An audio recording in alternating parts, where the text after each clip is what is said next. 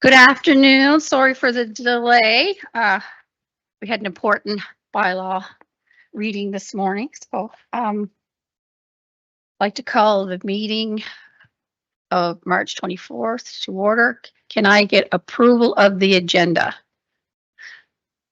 So moved by Councillor Patterson.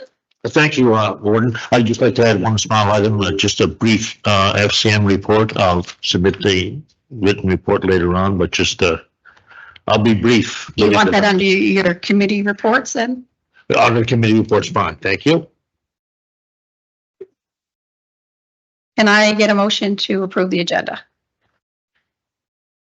So moved. It's moved by Deputy Warden, second by Councillor Kerr. All in favor? Aye. Right. Motion carried. Approval, can I get a motion to approve the February 10th, 2025 council minutes, February 13th, 2025, and February 24th, 2025 special council minutes? I move. It's moved by Deputy Warden, second by? Second. Councillor Bourne, all in favor? Aye. Motion carried. I'd like to add something to the agenda too, that we'll have an in-camera session after everything. It's legal. And to make a note that Councillor Hennick is not with us today. Okay. A public hearing was held prior to this meeting for the land use bylaw municipal planning standard. Need approval of the second reading of the land use bylaw and the municipal planning. So I need a motion to accept this. I make the move. It's moved by the Deputy Warden. Can I get a seconder?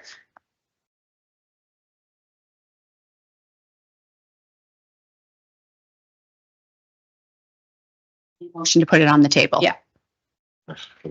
Yeah. If you make a motion as second, that doesn't mean it has to pass. You just need to have it on the table. And seconded by Councillor Donovan. Thank you. All in favor or call for the question? Discussion? Discussion? Discussion? Okay. We'll start with the Deputy Warden. No. Oh, no. Okay. Discussion. Councillor Patterson. Thank you. So just to be clear, we are voting on the second reading of the land use bylaw, correct? Thank you. I know we've been at this a long time, but the old saying, I think, applies here. The devil is in the details. And I think what we heard this morning were very valid concerns. And I don't know if they've been addressed adequately. Now, there may be changes made later on and so on. But at this point, I'm not clear anyway what the Planning Advisory Committee can or can't do. Let's say it passes, the province approves. The day after, somebody says, well, no, I would like to change this or that. Could they come to the Planning Advisory Committee, make their presentation there, and so on? I don't know if any of that's true or not. So at this point, and like I said, I know we've been at it a long time, but I think it is such a massive document and it could make massive changes. And I'm not saying the changes aren't necessary, but like I said at the beginning, the devil is in the details. And I think there are some details that still have to be ironed out. So therefore, I will not be supporting the passing of the second reading. Thank you. Thank you, Councillor. Anyone else? I had a question because there are some absolutely valid points brought up today, and some of them would affect me and my property as well, and my family's property. I want to know what is the worst case scenario and who does it affect if we have to postpone the approval of this document? Yeah, speak on that. Yep. So currently we've had 3 extensions of the timeline for this. I believe it was supposed to have been approved in 2023 or 2024. Worst case scenario is our extension right now has been extended to March 31st, 2025. Worst case scenario is we don't pass it by then. The province, we inform the province that we have not passed it by then, and the province could come in and set their own planning standards in place. Not saying they're going to do that. However, you want worst case scenario, that's what it is. Thank you. It's just, again, that's a could. That's almost like the may be permitted thing. If that's the worst case scenario, and if it went through, I see worst case scenarios with some landowners that would definitely affect them versus they could, the province being able to do something. So, okay, thank you for that answer. Okay. We're gonna, Councillor Donovan? There were absolutely a couple of very valid points brought up earlier. Perhaps if there was some method by which to streamline the amendment process or the process where you would apply for a variance, it would be a little more palatable. If you're in a situation where you want to do something on your property and you apply for an amendment or a variance and it takes 14 to 16 months to have it passed, that's a long time.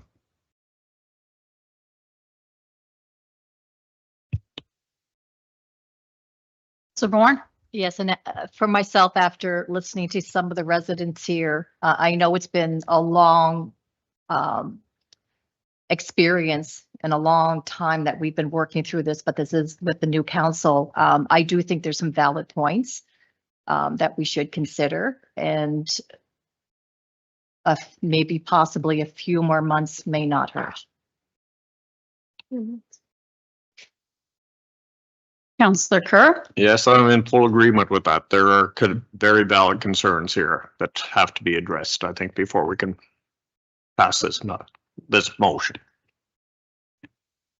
Councillor Donovan? Sorry, I sometimes have too much to say. Never.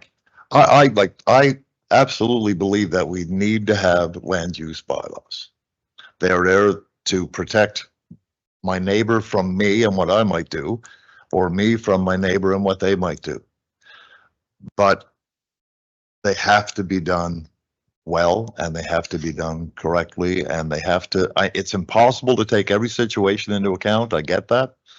But again, like I said, if there's at some point some method by which we can streamline that process, then I'd be okay with it. But I think there's still a bit of work to be done. Anything else? Councillor I Patterson? just said one more thing, Warden. Thank you very much. I know I'm aware of at least one other municipality who also had the March 31st deadline, and in conversation with them, that they're not going to be able to meet it. So we won't be the only ones, I don't think, in this boat. And that's just one that I know of. There could be a lot of others. Again, I agree with Councillor Donovan, as I alluded to on earlier comments, if they could expedite the process to get changes made, but I don't think we have any guarantee of that right now. And like I said, for that reason, I think we should get as much ironed out before we can, before we end up approving the bylaw. Deputy Warden? Okay, yes, I hear the concerns of the public. I know we have this bylaw for since 2023. So as a new council came in October, we request to the public to come forward with all the details and concerns they have. They did, and they did today. But I would like to ask again to the public, don't wait for your concerns to come here and address them. Could you please contact Nathan or in the CP or your councillor to bring this forward before the reading? No, because it's just for, it's going to take months now, and a lot of the questions, and I know in the document have, maybe we couldn't change it and we couldn't pass it, but we're not going to pass it today, but yes, just I suggest to the public to contact the NDCP. District planning, yeah, District planning. because our contract with Upland was over. This was a new extension of the contract. So I'm assuming that it will go back to district planning at this point for whatever next steps there are. Okay, there's a motion on the table, so all in favor of passing this, the second reading of the land use bylaw? All in favor? Against? Motion carried to squash the bylaw reading right now.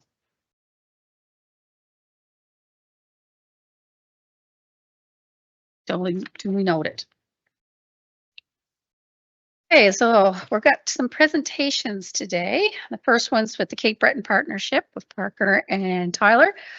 Mathis, you have 20 minutes, and then there's time for questions and, total 20 minutes total.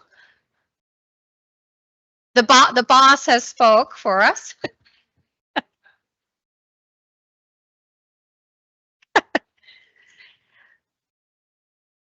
Okay, so go ahead. Do you want? We'll introduce ourselves to you. I think. Do you know everybody? Well, we'll start here. Hello, I'm Donna Matheson-Lafort, counselor for District 1. Good morning, Perla McLeod, District 2, Deputy Warden. JARABEK, District 3 here, but Delabore in District 4, welcome. Fraser Patterson, District 5. Tim Donovan, District 6. Yorga, District 7.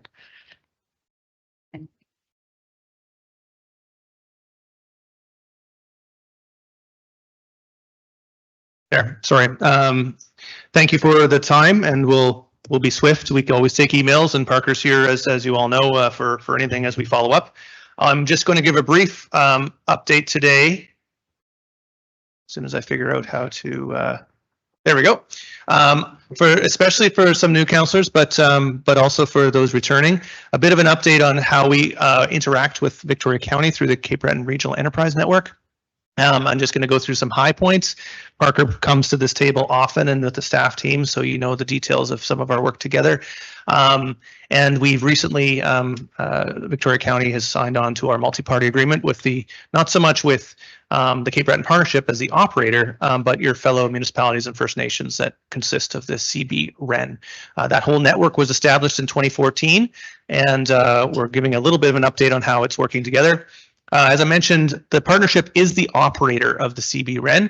Our mission is to support the economy of the island through sustainable attraction and retention of not only investment, but also population and innovation. And I think you'll see how we do that through the REN and other things as we move forward through this presentation. The network as a whole has adopted the Forward Together strategy as its economic development strategy. It was an interesting exercise that started pre-COVID and was resurrected, pulled off the shelf post-COVID, and forms how we build our business plans each and every year with Victoria County, as well as all its other partners through the REN. The Liaison Oversight Committee, I'm going to go a little bit into governance so you see how you ensure that we do what we say we're going to do and continue on your values. This is the intermediary between all the funding partners that meets approximately twice a year, and currently chaired by Keith McDonald, CAO of Inverness County, but previously chaired by the warden here in Victoria County. Our board is drawn from the larger Cape Breton Partnership Board, always with business interests throughout the region. And you can see there we have small business, education, large business, finance, and Indigenous representation on our board currently. Our business plan for this coming year is underway. The last year's business plan is on our website for anyone to see at any time, and our regular updates as Parker brings. And there was a Q3 update in your council package if you want to see some details. Generally, how the funding works is annually we receive funding from our First Nation and municipal partners. At the start of how this whole enterprise worked, it was matched equally at 50%. But as our local partners have committed to a slight increase annually to account for inflation and for our wages in particular, And the provincial investment has remained static. So it's a continued concern we bring not only ourselves, but with other 7 REN partners throughout the province.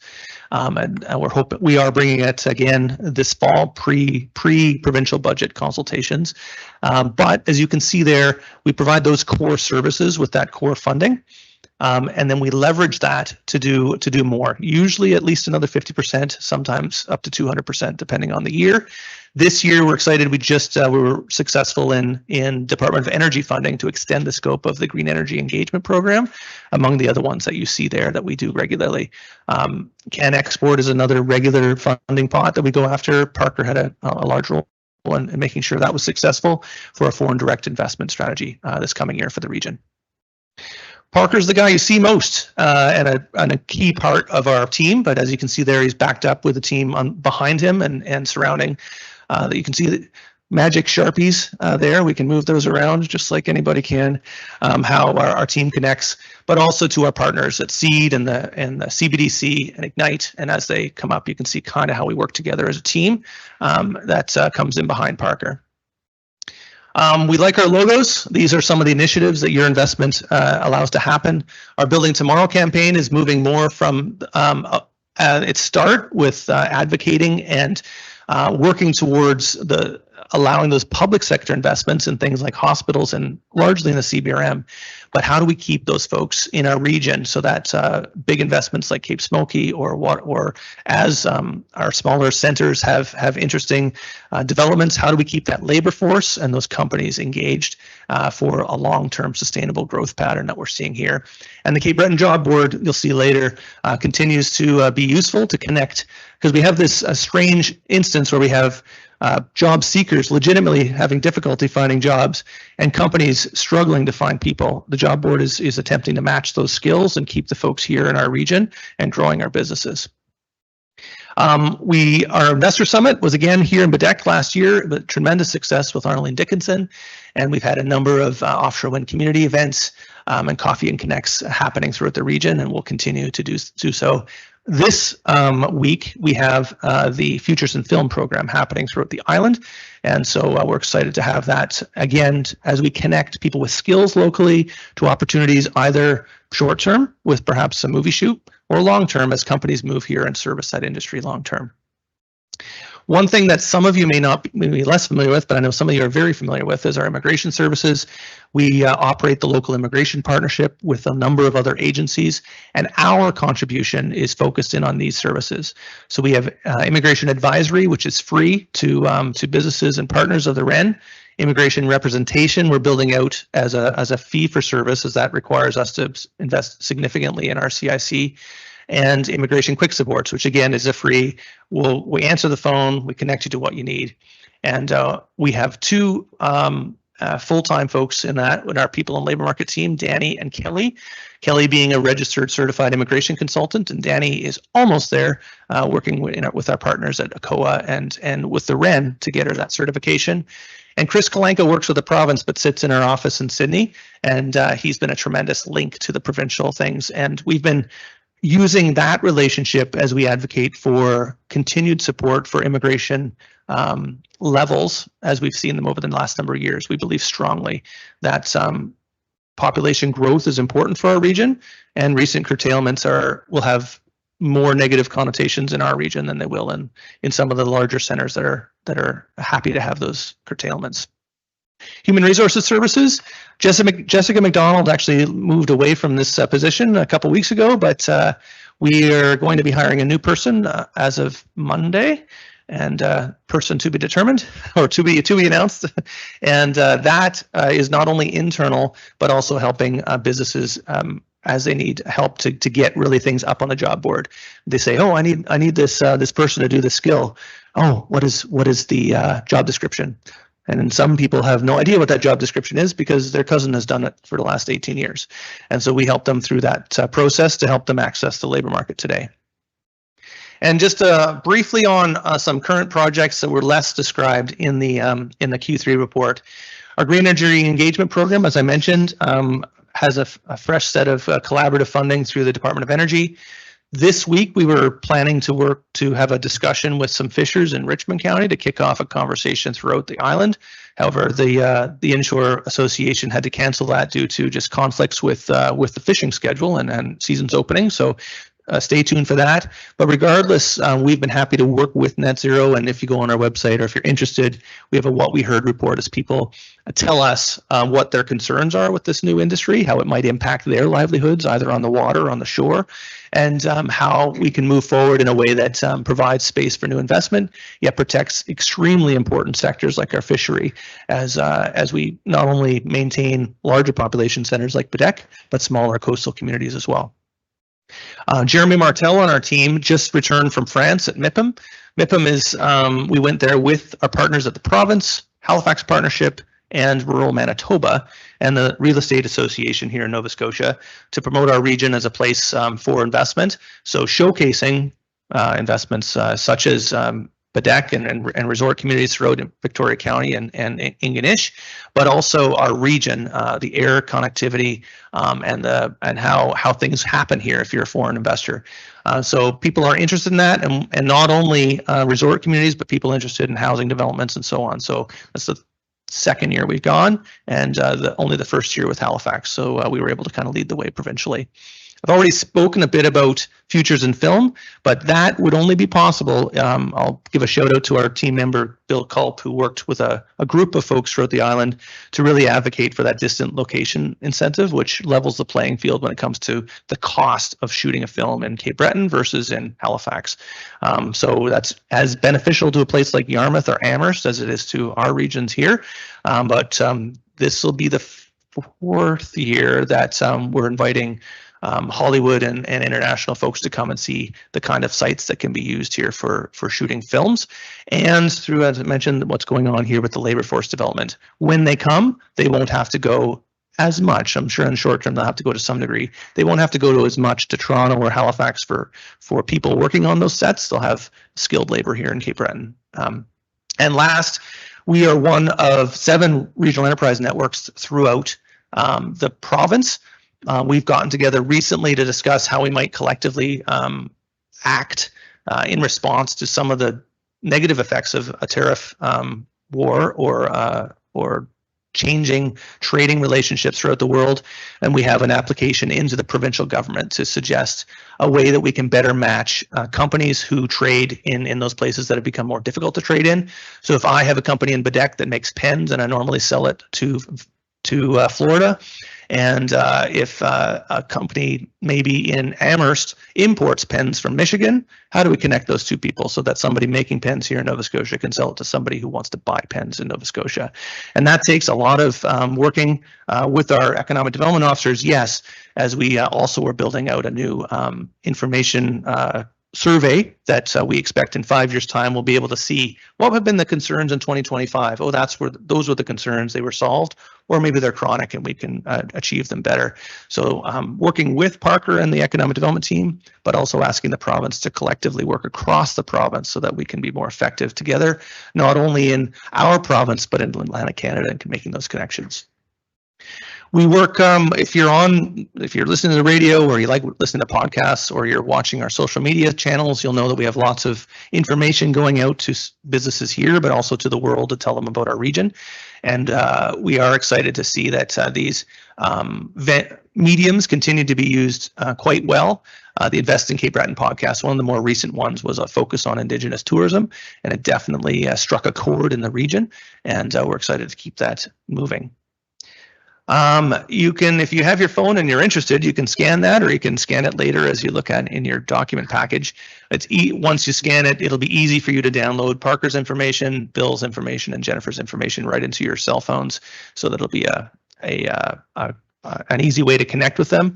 And those, Parker being your primary contact for the services we offer, but Jennifer and Bill also being part of the team that operates regularly in Victoria County.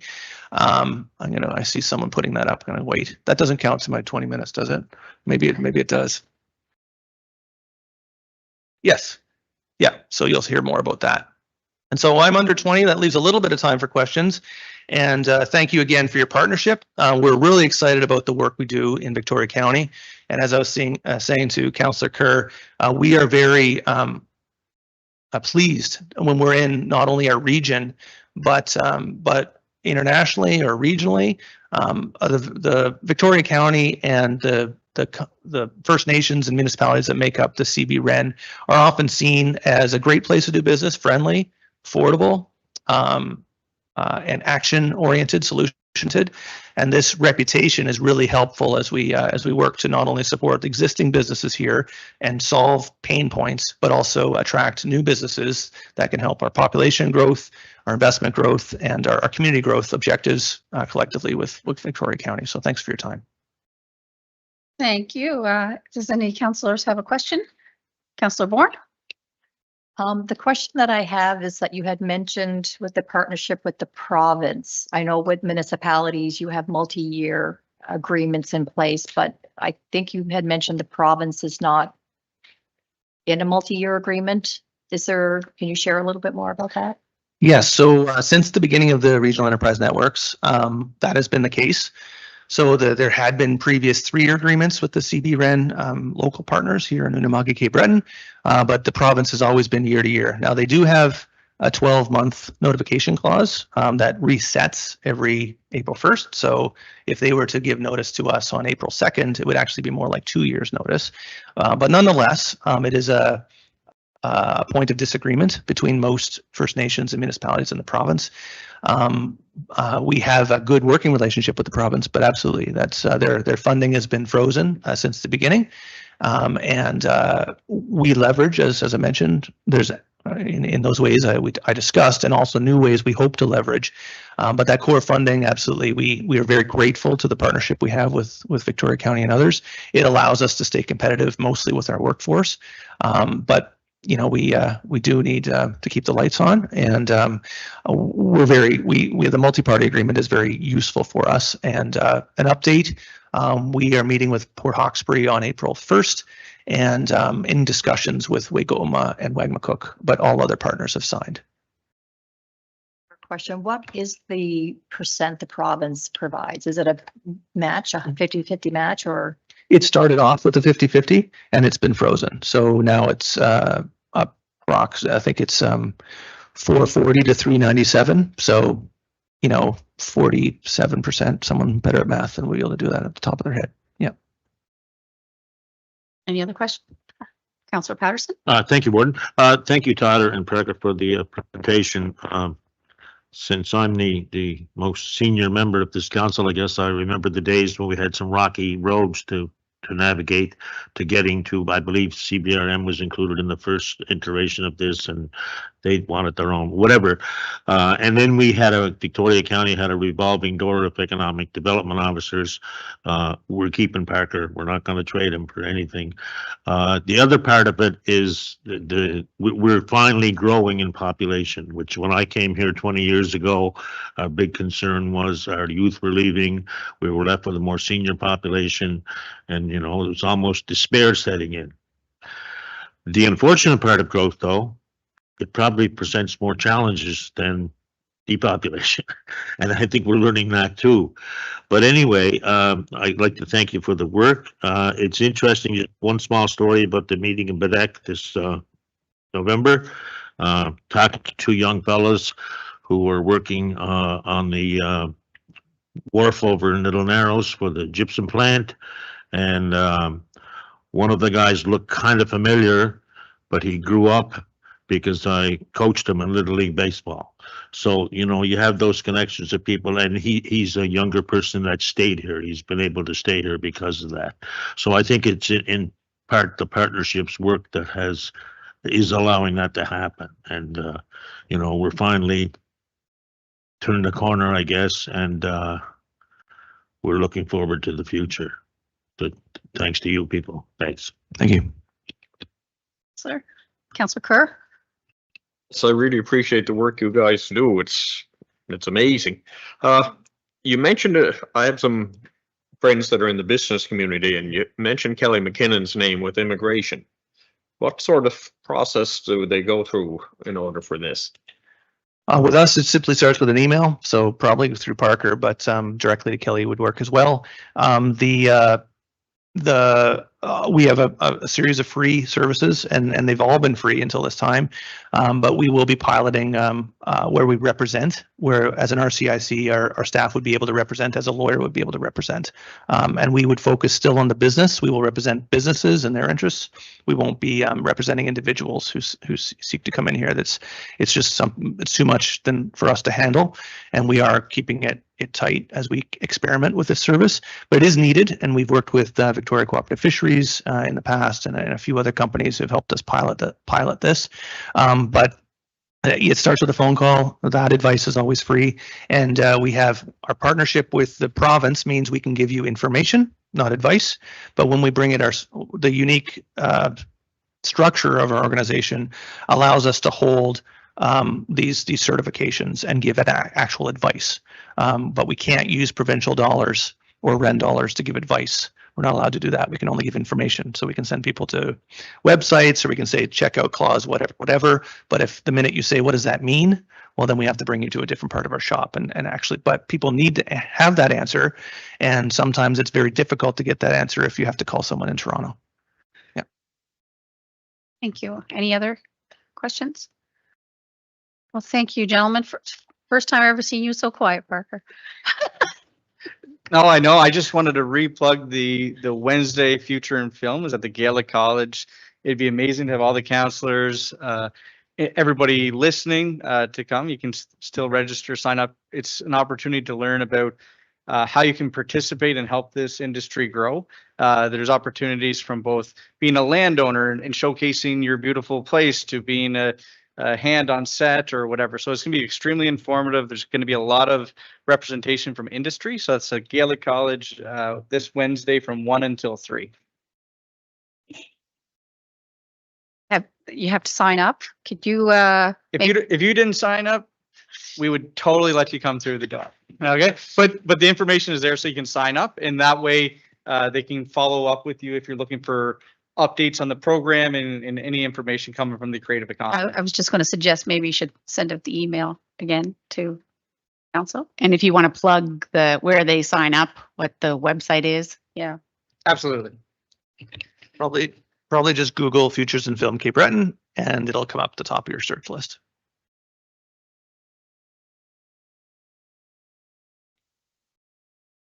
Thank you.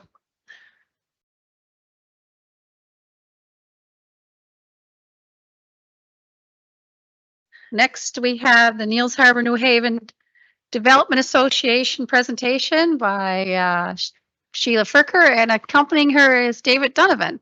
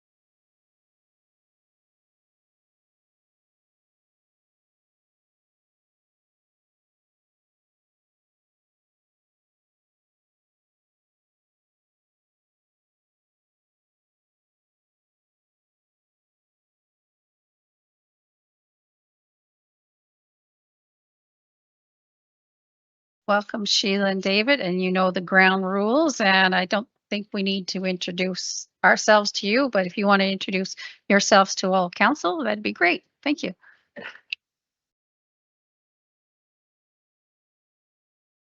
Hi, I'm here with David Donovan. He's chair of the Niels Harbor New Haven Development Association. And my name is Sheila Fricker. I'm secretary treasurer. She's the boss.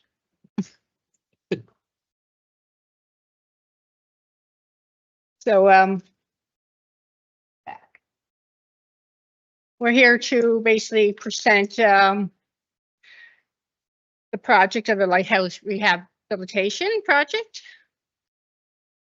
So I'm just going to tell a little bit about ourselves. We were formed in 1993, and it was formed to address the community development and to enhance services for residents of the community.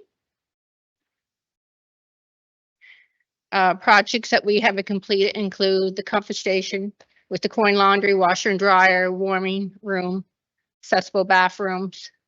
Also on the same property, it's next to the fire department, a multi-use pad for basketball, volleyball.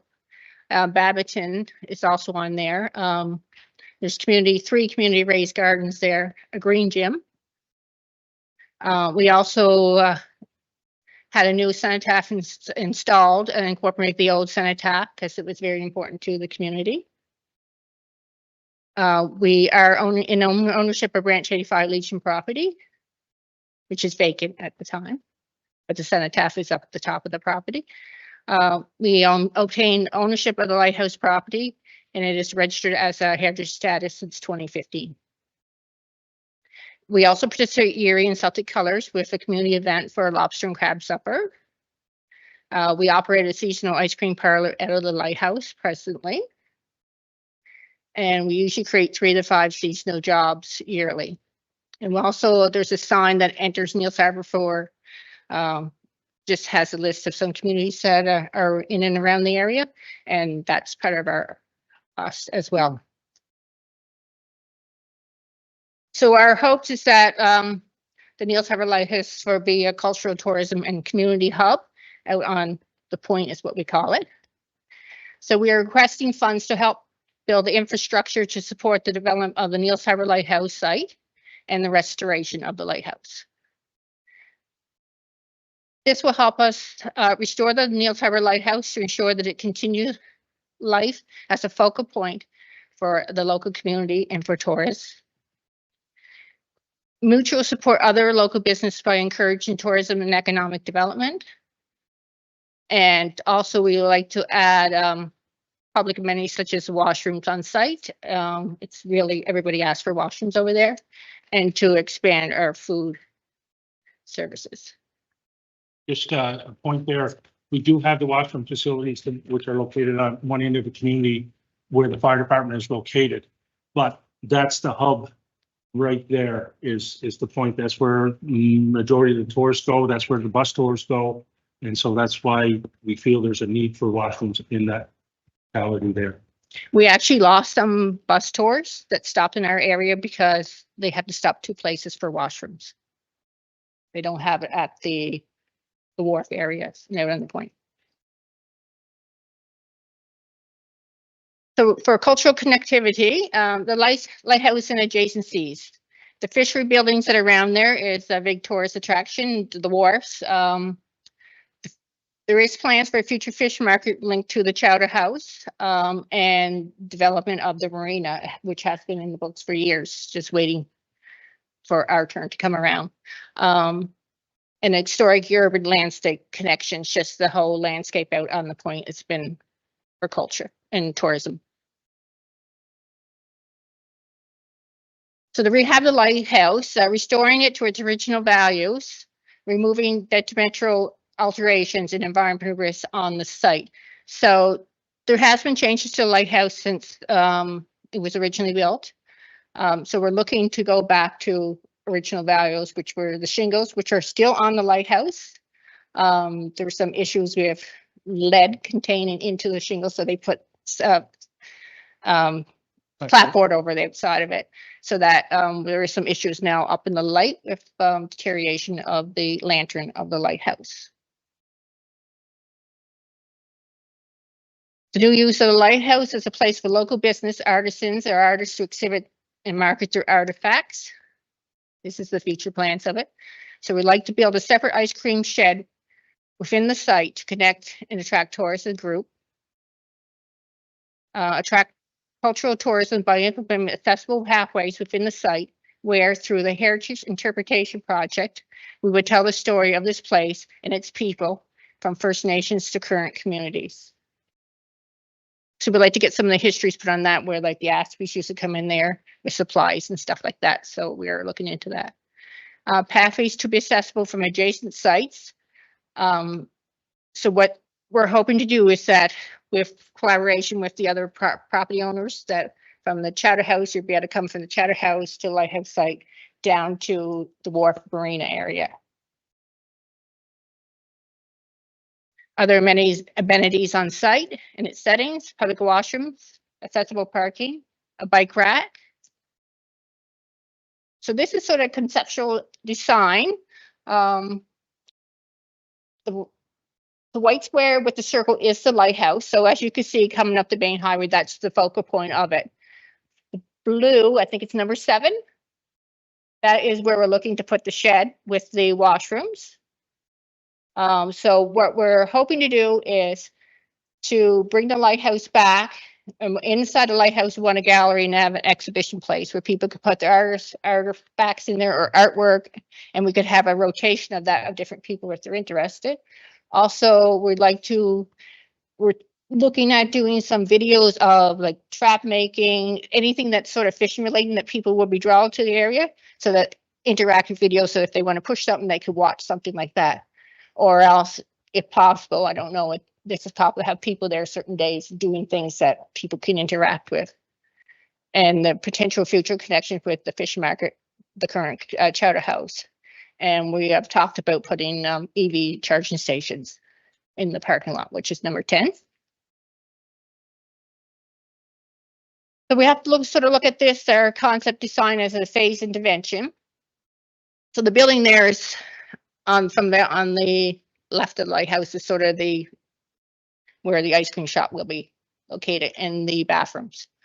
So phase 1, accessible washrooms and relocation of the ice cream shop, lighthouse restoration, interpretation and start of the site paths, coastal protection, and then the completion of the accessible site paths and the more coastal protection. And we're hoping to work with adjacent properties for the coastal, because there was quite a bit of coastal erosion after Fiona there. So this is just a couple of sites that have been with interpreted paths.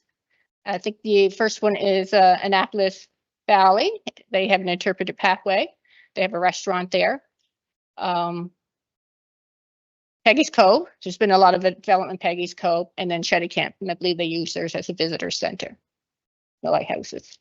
We like to think of ourselves as the second Peggy's Cove of Cape Breton. Think of us as the first.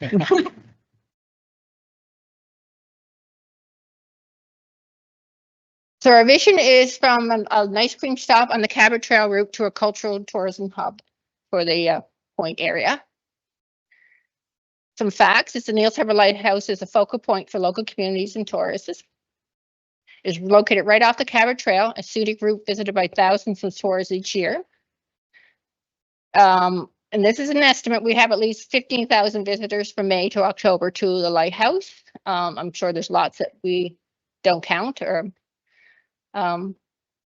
It's a heritage lighthouse. It holds cultural heritage significance and historical value to Canadians. It's the focal point of breathtaking cultural landscape in the area.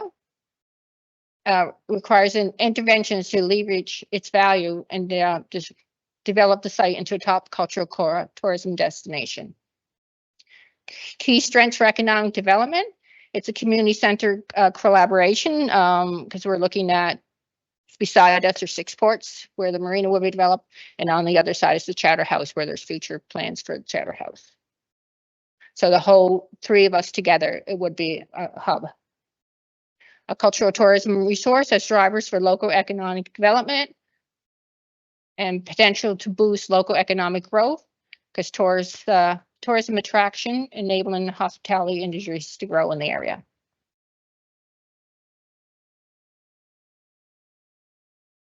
So our approach, it's a phased approach plan. So our strategy is to leverage on the heritage value of the lighthouse, its cultural landscape, and the community collaboration and efforts to make our vision a reality. Working at short and medium term priorities to help long-term economic development growth. So far, what we have done, 2023 and 24, we applied and maintained the Parks Canada cost sharing grant category 1 matching funds, and obtain local community engagement and grants. And we employed a heritage architect from Intra Studios to help develop our plan for the lighthouse. Because it was way above our head when we look at all the historical information that we had to put into this.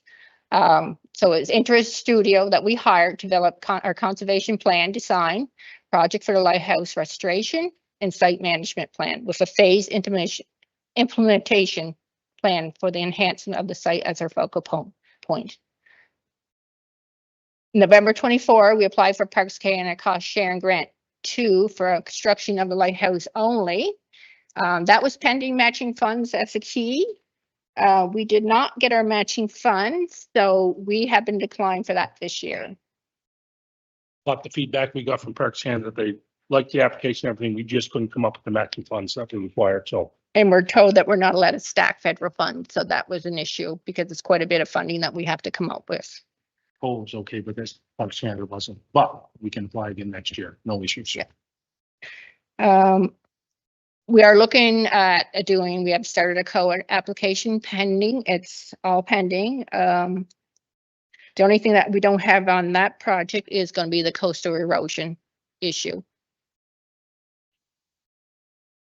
So our next steps for 25, 26, we're looking to get the accessible washers and ice cream shed projects being built and started, hoping to attain a municipal and a COA funding. And that is our hope so that we can continue to sell ice cream each summer and generate income before we start doing the lighthouse. 26, 27, we're hoping to rehabilitation project of the lighthouse upon obtaining grants and money from Parks Canada or a COA. 27, 28, addressing coastal erosion and site accessibility, partnership to transform Neil Point into a cultural and community hub. 28, 29, applying and attaining Parks Canada cost sharing grant category 3 to develop the heritage interpretation plan to tell our community stories and enhance the site as a cultural tourism destination. This will be integrated into the site rehab and accessibilities project. David. Okay, so what you can see there now is some photographs of the lighthouse presently on the top there. And on the bottom is some previous photographs of the lighthouse. The lighthouse was constructed in 1899. It was completed in 1899, started in 1897. So last year was 125 years anniversary. And as you can see, there's a deck around the lighthouse. What we had to do there because of the environmental from the lead paint, just the lead paint that over the years that they scraped off is in the ground there. So that's how we fixed that problem temporarily. The bottom picture in the middle, you can see there's a window there. They want to bring the lighthouse back to its original state, I guess. So again, community collaboration and efforts will enable the Neils Harbor and New Haven become one cultural tourism destination, bringing everything together. What this brings it from that site is it's predominant to the community. When you come into the community first, you top the hill, you're going to see that lighthouse. From the lighthouse itself, you look around, you can see the marina. You're adjacent to the Chowder House, which they plan on developing a fish market there, which is vitally needed in the northern area.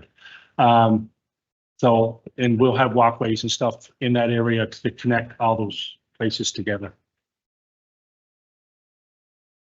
Other organizations are working on economic drivers, including the Chowder House, the fish market, marina, and breakwater improvements. The individual development business in Neils Harbor can create a mutual benefit amongst all businesses. We can bring everybody together in one hub, attract more people. That's our goal and our focus, to bring more people into our community, just to get them take that little turn off the Cabot Trail. Visitors to one business will be encouraged to others. The Lighthouse Conceptual Planning provides community space benefits for, again, artisans to display their work, like electric vehicle charging, public washroom access, and walking trail. Again, the washrooms are vital Like we alluded to before, we would get as high as 10 bus tours stopping there and run a day. Now, maybe one is what we're getting, and it's all due to the public washrooms. It's not available for them. Unfortunately, the Charterhouse had to stop because they were just their septic system was just getting overwhelmed. So it's vitally needed in that area.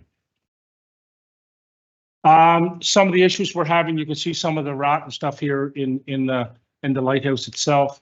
And you can see that the lighthouse had clapboard siding put over it in the mid-90s. DFO did that just to cover over the shingles and the lead paint. And so we've got some rot on the top right there. That's up in the lantern. Some rot there from the glass and stuff leaking. And that is a cast iron structure on top of that lighthouse. And so we have to strip that all down. Again, it's all lead-based paint in there. Back in the early 1900s, that's what would have been used. So that's what we were hoping to do. Again, the top of the lantern will have to be all sandblasted, glass removed, reglazed, and put back in place, and resurfaced and recoated.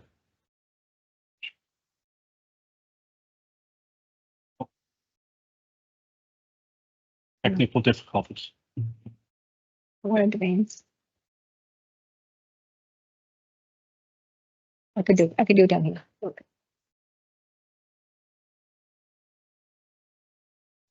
Lighthouse restoration, next phase is coastal restoration. Coastal erosion made worse during Hurricane Fiona. I think everybody realized what Fiona did to us. As you can see that in that first picture, the fence line there, that's a new fence. We applied around the facility with some funding from the county. And when we placed it back, we placed it back 6 feet. And you can see what Fiona done to it there. Where you see that lobster trap placed there, there's actually a hole there now. And that was only just previous to Fiona. It wasn't there right after Fiona, but by the winter, it had come back inside. It was outside the fence, but over the winter, it came inside the fence. A site interpretation and cultural tourism. When you first come into the wharf in Eels Harbor, there is some signage there that you see on the bottom 2 slides. That was put there when the John Cabot Society in '97 was through, and that's we want to do some more interpretive signage such as that through a walkway pathway that we do on the grounds of the lighthouse. We want to put some local flowers and fauna in that area to do a walking path with these interpretive panels in there. Project need, why restore the lighthouse? Further deterioration, it's only going to occur of the lighthouse, creates more work and makes the project more expensive. The lighthouse is a focal point for the community, and the restoration and development would help increase this. And why do it now? Well, we're coming up on the 100th anniversary of the Cabot Trail. It would be good to have that done and in place. Like I say, the marina and the Charterhouse projects are on the books and can each of them can help each other. So our grants and partnership, what we're looking, some of the places we're looking for funding and stuff, accessible washrooms, municipal ice cream sheds, some municipal money in a COA, lighthouse restoration, COA provincial grants, and coastal restoration, Nova Scotia Challenge Fund, and sites and pathway interpretation, Parks Canada category 3 funding, municipal funding in the Cabot Trail. 40 seconds. All right. Quick with the questions. Thank you. Any questions? Councillor Mattson, the floor. Hello. As a former historical archaeologist who's worked for, Museum of Natural History and Parks Canada, I absolutely love hearing about heritage interpretation projects. My question for you is, who will you be working with or consulting when you're building, like I noticed you said First Nations, if you're building up the Mi'kmaq history? Do you have anybody in mind, or have you partnered with anybody to consult the First Nations communities? Yeah.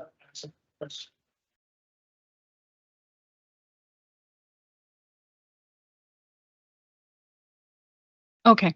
Okay. Thank you.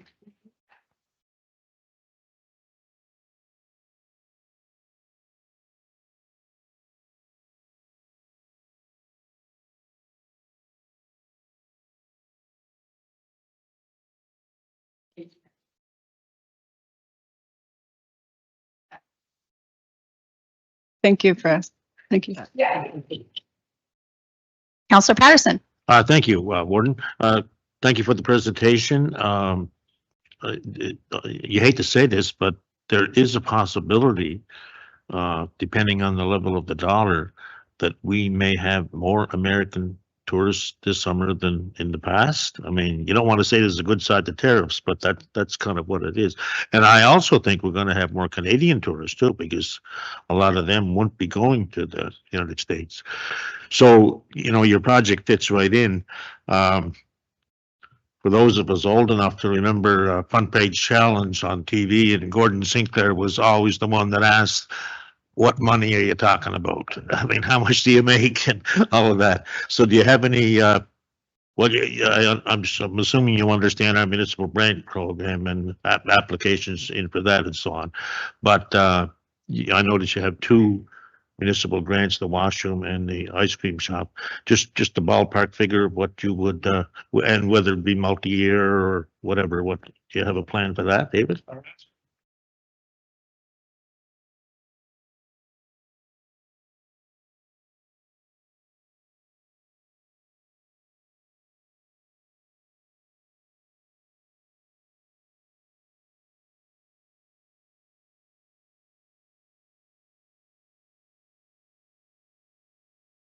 Have that structure in place. So next year, when we go into the restoration phase of the lighthouse, we're still generating revenue from the facility. 100,000, yeah. Deputy Warden. Thank you. The 100,000 will be for the accessible washroom and the ice cream shed. Yes. And you're asking the site paths and interpretation, you need a tree funding, municipal funding. Pardon? The site paths and interpretation is in another phase.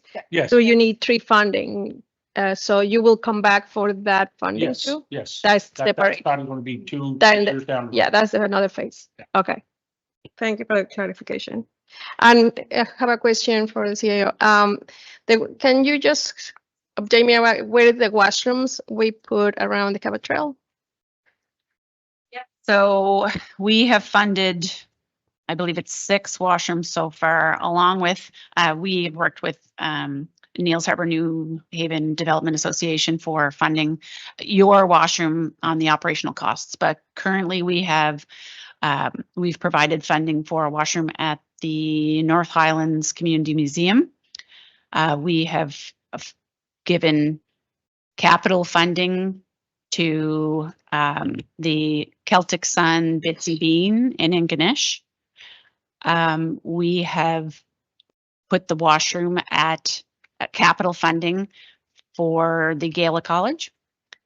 We have done capital funding for the BABTA Visitor Information Center extra building in Baddeck.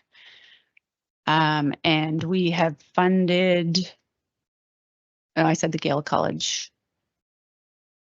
Let me see. Bay St. Lawrence. Bay St. Lawrence, yes, sorry. Yeah, at the Bay St. Lawrence Community Center. We've also done capital on that one.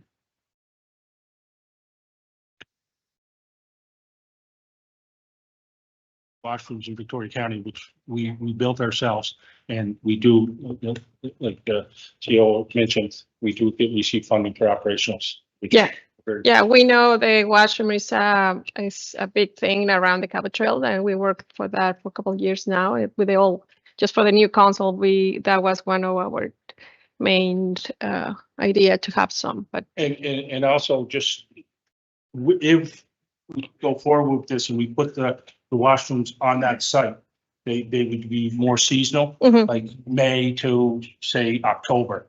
And then Oh, shut it down. But our other washrooms at the other end, they're open 365, 24/7. They've been open every day since we've built them 15 years ago. oh, okay, thanks.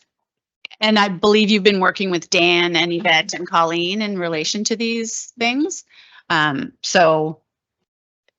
Yeah, I think that part of that, if they have information on what capital is in relation to the washroom. I believe they have some money yeah. available for them to put towards the washroom. Is what. Possibly, Yeah. not, Not guaranteed. I'm not saying yes or no. In this world. Right. But if you can pass on to them the information in relation to what the capital is for each of the individual projects, because maybe it could be broken into 2 different funds. Yes. But I think it's a great, it's a beautiful piece of the world down there. So I think that getting more people involved, but that's just my. Councillor Donovan? Yeah, I think the projects have a lot of merit. Not only for what they can do, not only for what they can do in the Neils Harbor, New Haven area around the lighthouse, but you're actually going to be getting people to take that turn to the right to go around that scenic route down through Smelt Brook and down through that whole area. So you're going to, with what you do in Neils Harbor, you're actually going to promote what happens around that whole loop over time. For a small little community organization, they've done great work in the area, and I must say that Neils Harbor Lighthouse is one and only lighthouses that's accessible. A lot of them are blocked off now, and you can't get near. But I am going to make a motion that we take the $100,000 ask from the community, the group, to budget talks. Can you take over, sir? You second? Okay, second by Mr. Donovan. So we'll take it to budget talks. Great. Thank you. Thank you very much for your time.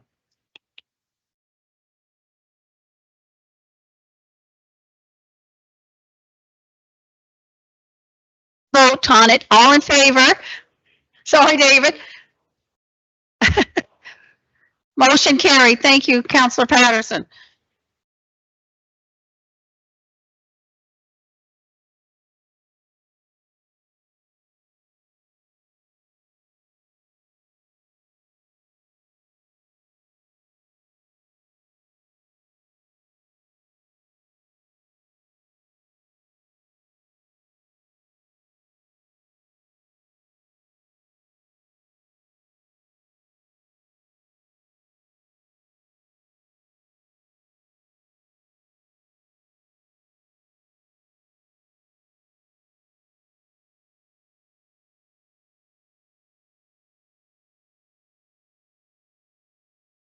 Okay, the next presentation is the daycare update, and Gwen, I'll get councillors to introduce themselves, and then you can introduce the table to us.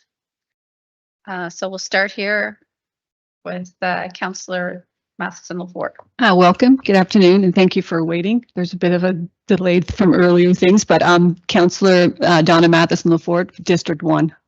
Thank you. Welcome. Hi, Gwen. Perla McLeod, District 2, Deputy Warden. JARABEK, District 3. Welcome, Rosella Bourne, District 4. Fraser Patterson, District 5, which is Bulladry. Gwen and I have crossed paths before. Tim Donovan just stepped out, and I'm Jackie Organ, District 7. Welcome.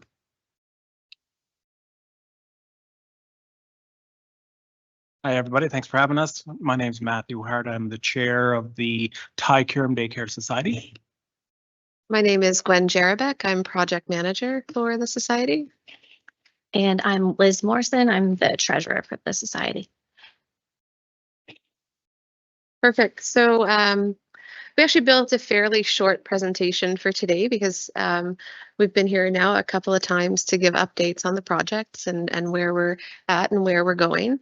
So we didn't actually put a lot of work into slides because we thought it'd be better to just have more of a conversation with you directly and kind of go from there. So basically what we wanted to do is first give just a quick overview and update of what our project is and kind of where it all began. So our work started in 2018 when myself and Matt and Diane got together, and they were expecting at the time, and I was in home care, and we were recognizing the need for childcare in our community. At the time, there was the Strategic Growth Initiative, which was a funding source that had allocated funding to 11 counties across the province. Victoria County wasn't one of those 11 earmarked to receive that funding, and at the time, the funding was $100,000. So we built the case with support from community members and businesses, families. We went out to community, we got letters of support, we built childcare lists, and we made a special case for Victoria County to be added to that project list, and we were granted the funding to do so. Our timeline for the length of building that project is Diane was pregnant when we started the work, and her child was 14 months when the daycare opened in Baddeck. That was kind of our benchmark for timelines. So we opened Baddeck for roughly $108,000. In 2022, we started our work under the federal childcare funding agreement, which had allocated funding to the province of Nova Scotia to move to opening $10 a day childcare. At that point, so we went from 2018 to 2022, we were earmarked number 2 for priority in the province for counties that are in need of childcare. And we've been working on that ever since. So the other piece that I wanted to share with you was the model that we had built. Our goal was to co-locate at community facilities, knowing that our rent could be an asset to other groups as a revenue stream. And in small communities, it's hard for one community organization to maintain and upkeep a building. So our goal was to co-locate with other community services so that our collective efforts could go to maintaining the building and the space. So that's what we did with the community center here in Baddeck. We also started another board to open a gym, and the funding for the gym goes to helping to keep the building running, like the utilities and amenities. That was also part of the mandate under the EOI. That's what this funding round is called, was to create a sustainable space in community and co-locate at community spaces. So basically the model that we had built in Baddeck, that was now part of the mandate of the program and what we were asked to do. So we were asked to build our plan to build new childcare spaces. And so we put together a plan to locate in Baddeck, Ingonish, and Bay St. Lawrence. And so we worked on the budget, and lo and behold, here we are today. So over that time, we faced a number of issues in which we've presented to council before. And really the update that we gave last May is probably the best summary to date, which was things like COVID rising in costs, things like fire safety and fire separation. All of those things basically were not things that we had to contend with when we built the Baddeck site and put that into play, but they were things that now had to be done. There are potentially various reasons for it over time, whether it's the fact that all across the province, multiple childcare spaces came online, and then they realized that application of policy was different. So for everyone's awareness, at the Baddeck site, one of our key features was our plexiglass tree wall. So we had this beautiful tree wall designed, if you've seen it, with trees carved out of plywood and plexiglass. It did two things. It divided the space so we could create classrooms. They are movable walls, so we could move them out if we needed to. And then they also provided transmission of light, because there's very strict parameters that we have to follow. Those tree walls passed inspection the first time around. We had, in the second time around, when we were increasing spaces, we actually had to remove all of the plexiglass and replace it with fire rated glass. When we opened the Baddeck site, we didn't have to put in fire separation, but we did have to put in fire separation to open the new spaces. Those were adding and compounding costs that continued to be an issue. So what had happened was, as time went by, the budgets kind of kept increasing. So where we were at last May was the province was looking at all of the various projects and saying, okay, this is what we're going to do now. We don't want to have to keep going back to the minister because prices keep increasing and prices keep changing. So they asked us, along with the other daycares that had not opened yet or had not completed the work, to get all of the quotes in place. And once they had all of the quotes in place from all of the centers that had not yet opened, then they would proceed with the final funding request. So by the time we finished getting quotes last fall, the last quote that we got was kind of in mid-January. The province was able to go back because the other daycares presumably did the same thing, went back to the minister, and I think it was around February 13th or so that we received the call that our request for additional funding had been approved. So since then, we have started some work back at the Ingonish site. The heat pumps were just installed last week, which is fantastic. We are working with our contractors to build our project timelines. So the work at Bay St. Lawrence remains roughly about 2 months of work. The work at Ingonish remains roughly about 4 months of work. Each site contains work that we have to do on fire separation and fire safety. Each site contains work that we have to do on accessibility. Each site contains work that we have to do on electrical upgrades, insulation, and those kind of things. So it took a while to get those quotes after the other hurdles that we've mentioned in the past, which we don't need to keep repeating to you every time that we come. And so now work has recommenced. And so what I'll do is I'll pass. Oh, I keep pressing the wrong button. No. I have to do it manually on the screen, maybe. Yeah, there we go. So this kind of gives you a bit of a update, and I'll hand this over to Liz. Perfect. Thank you, Gwen. All right, so I'm a numbers girl. So here's a little summary, I guess, to kind of go with what Gwen was just talking about on kind of the journey of the evolving funding as we kind of realized that additional work was needed. So you'll see the original funding approval in January 2022, a second approval in February 2023, a third in November 2023, and then we've just got our final February approval there. So all in all, for across the 3 sites, we've got the 2.2 million that's been approved in funding. Yeah. Yeah, sure. Those numbers are carried forward onto the next slide too. Maybe we can get our secretary to make sure we get that slide.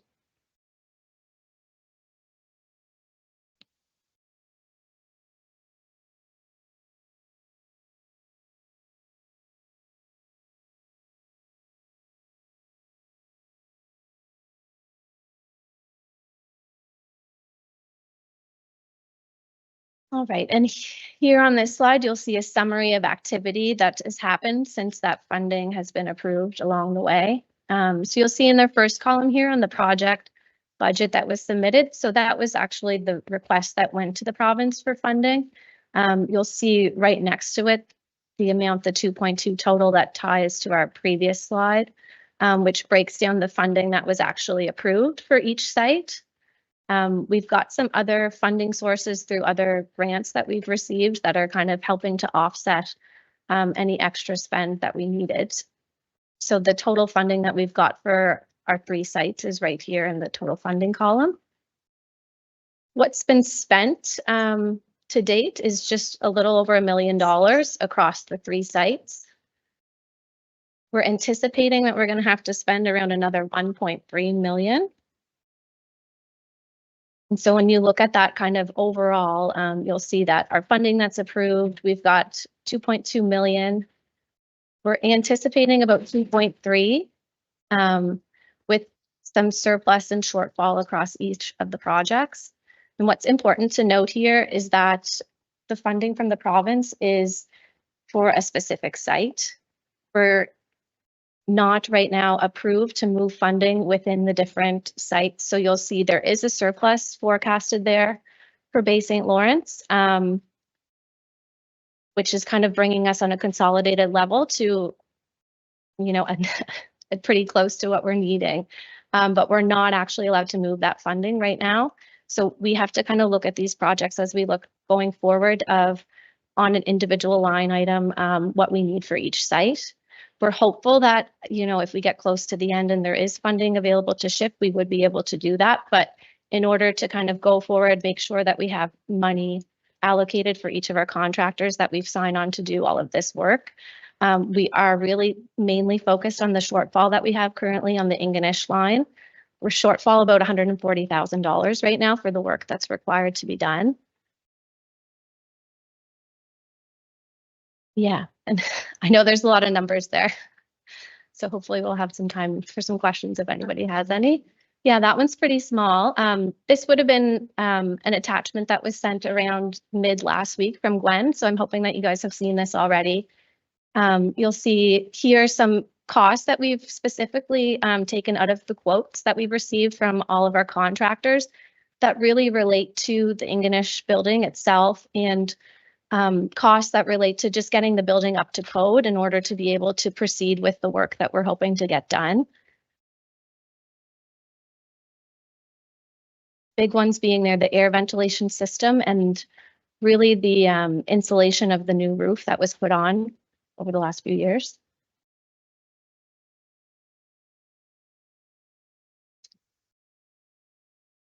So I could do you want to go ahead and that's it? That's it? Yeah. Okay. So moving back over a bit. My superpower is also making things awkward. So it's at a low level right now, but it might get a bit higher as the meeting goes on. So our hope is that the council will also consider supporting us with some of the additional funding that we need to get the spaces open. As Liz said, overall, if we go back to the previous slide, on a consolidated basis, the numbers are looking fairly healthy. And because of that consolidated basis, we are moving forward. Like we do feel confident in moving forward with the work. But our hope being that considering some of those things are kind of like building upgrades as a whole that benefit all partners in the building, our hope we thought we would narrow down on those expenses as being an area of potential for us to share in costs with the county. Like we said, things like insulation and ventilation. And there's small things that need to be done, like so maybe the first to step back is why do all these things need to be done, like moving of electrical panels and things like that. Under building code, you change occupancy. You can't grandfather in the building. It now has to be brought up to code. So as we are bringing in childcare, we are changing the spaces from generally an A2 to a B2 or a B3, which means, you know, various levels of classification of persons under care, depending upon the site that we're at. And so that requires us to do the accessibility upgrades, to do the electrical upgrades and things like that. So there's things like under the old code, it was okay to have the electrical panel in the same room as the water supply enters the building and those kind of things. But now we're obligated to move those things around in order to bring the building up to code and update. So I guess, so when we go back to that original vision around co-locating, and it worked out so well the first time in Baddeck, you can now see where some of the challenges rest. You know, co-locating at sites with other community services still remains inherently, we feel, a wise idea to help our service sustain itself as well as the other community services, but it does bring an obligation to make the space safer. One thing that we have to do at Bay St. Lawrence, for example, it's actually build a 2-hour fire separation, separating our space from the rest of the building. And that's because the whole building isn't up to code. And so the work that our engineer did with the Office of the Fire Marshal was to come up with a plan to do that 2-hour fire separation within our space and create our own entrances and exits. you know, when you look back now that they have recently have had a fire, you can see why that work does need to be done and updated, especially when you're bringing children into the space. So I think I'll kind of go to the last slide, which is we wanted to do a couple of things. I think the first thing is we want to address some misconceptions that have been circulating. We know and understand 110% that the delays for getting the childcare spaces have been challenging for families. We are parents ourselves with children of varying ages. You know, Liz has an 18-month-old. Matt has 2 young children. Mine are grown now, but I still empathize. So we do know that is challenging. But I think the first misconception, and as you can see from the numbers that we presented, is while it has categorically been frustrating for families to not have the childcare when they needed it, we need to address the fact that we did not allocate funds from Ingonish or Bay St. Lawrence and put them into Baddeck, as we've been accused online of doing so. And I want to put that on the record. Those are challenging things to live through and to hear about the work that we're doing. Our work keeps us up at night. Our board is volunteers, but categorically you can see from the numbers that we did not misappropriate funds to get Baddeck open. The other thing is there's been this misconception that this has been a promise for 8 or 10 years by different community members. As you can see from our work, we only started this work in Baddeck in 2018. Our goal was to be able to build a model that we could replicate in other communities, and we were thrilled to have that opportunity to do so in 2022. But the work for our work for Ingonish and Bay St. Lawrence and Baddeck for these new expansions only began in 2022. I don't know if other groups had worked on it before. I don't know what other promises were there in place before, but our work began in 2022. I'm saying this perhaps not necessarily for council and the people that are here, but I'm saying this in general because I feel that it has to be said. We as a community and a county have a choice. We can work together or we can point fingers and blame. I can tell you, like, I'm actually feeling nervous addressing it, but it's really hard to go onto social media and hear things that aren't true. It's hard to hear people that I support and people that support me be blamed for doing things like misappropriating funds. Just because you think it does not mean that it's true. And if people are going to make accusations online, they need to get their facts straight before they make comments and blame. This has been a passion project. We're doing it because we believe in the work that we're doing, and we believe in the need for the services. The 2 previous presentations before we came here talked about economic development, talked about bringing people to community. And we know that in order to achieve those things, we need childcare. So it is very important for community members to actually know thy enemies. And there's people in the world that are doing terrible things. We can hear your frustration, we validate your frustration, we understand that it creates an impact in people's lives. But take it out on the right people at the right time. I do also understand that people have been wondering, well, what's been happening? We haven't been getting a lot of communication. Sometimes there isn't anything to communicate. Sometimes the last update still stands. Now, hearing that people want to hear more communication, we can certainly work on that. But we've always done our best to answer people when they reach out to us. My ask would be, don't fill the silence with gaps and assumptions.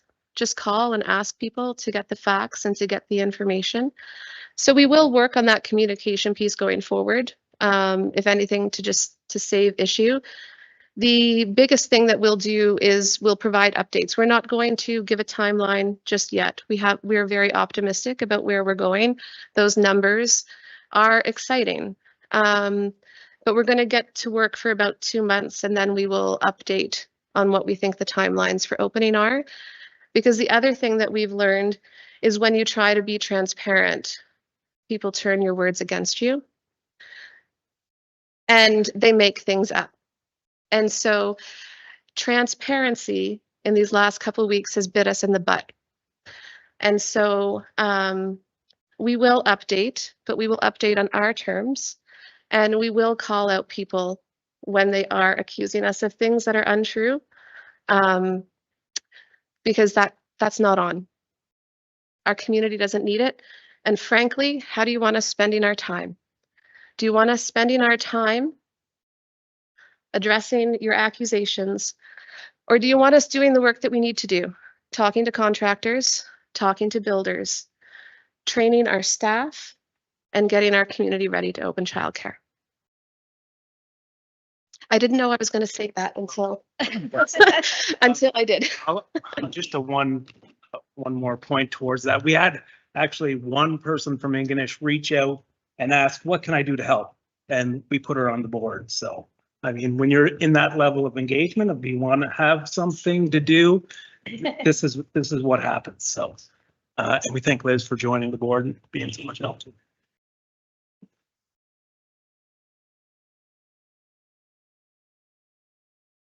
Any questions from council? Councillor Donovan. Tim Donovan, I'm councillor in Ingonish. It's been a frustrating experience for many of the young mothers down there who are looking for childcare. It's been frustrating for the Ingonish Recreation Society because the upstairs of their building has been gutted now for a year and a half, 2 years. Major loss of revenue for that small little organization because they rented that upstairs to various organizations and they haven't been able to do that now for a year and a half to 2 years. Timelines are important. I will give you a brief, very brief. My background is in residential and commercial construction. Just looking over some of these, my curiosity, a couple of curiosities. One is, did this go out to tender? How many quotes did you have? It depends on the project. We typically would have about 2 quotes per whatchamacallit, per line item. And we did alternative sourcing. We didn't put things out to tender. We direct source. What that allowed us to do is hire locally. It allows us to work with our contractor to subcontract to other businesses and community. For more technical work, we are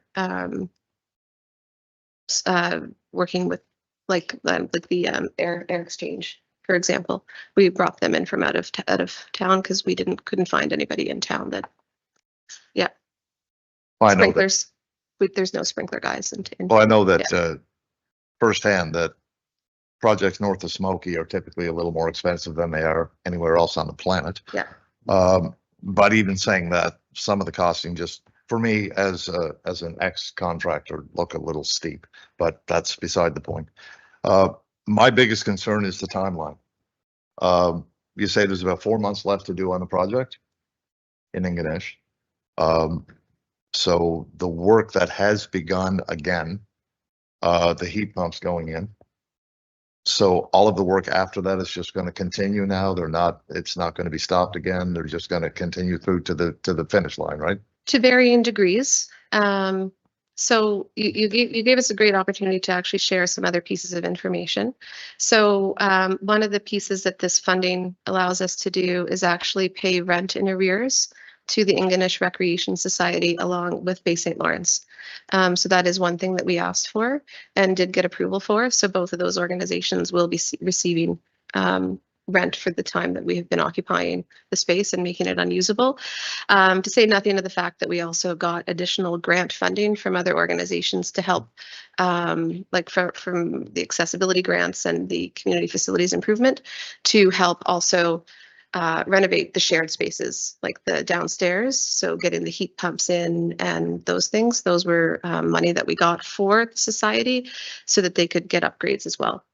In terms of timelines, there will be a couple of small gaps. One, our electrician is, like we've had a lot of stops and starts along the way.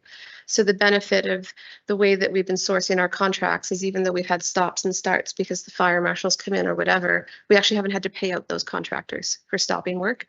We've been able to hold things in place, and our contractors have gone on to do other work, and they will come back and start again. So we are looking at roughly end of April, early May for starting work or continuing on with the work in Ingonish. Based upon where our other contractors are at. Bay St. Lawrence is still a bit up in the air because they have a lot of work to do in terms of the cleaning and remediation that they have to do after the fire.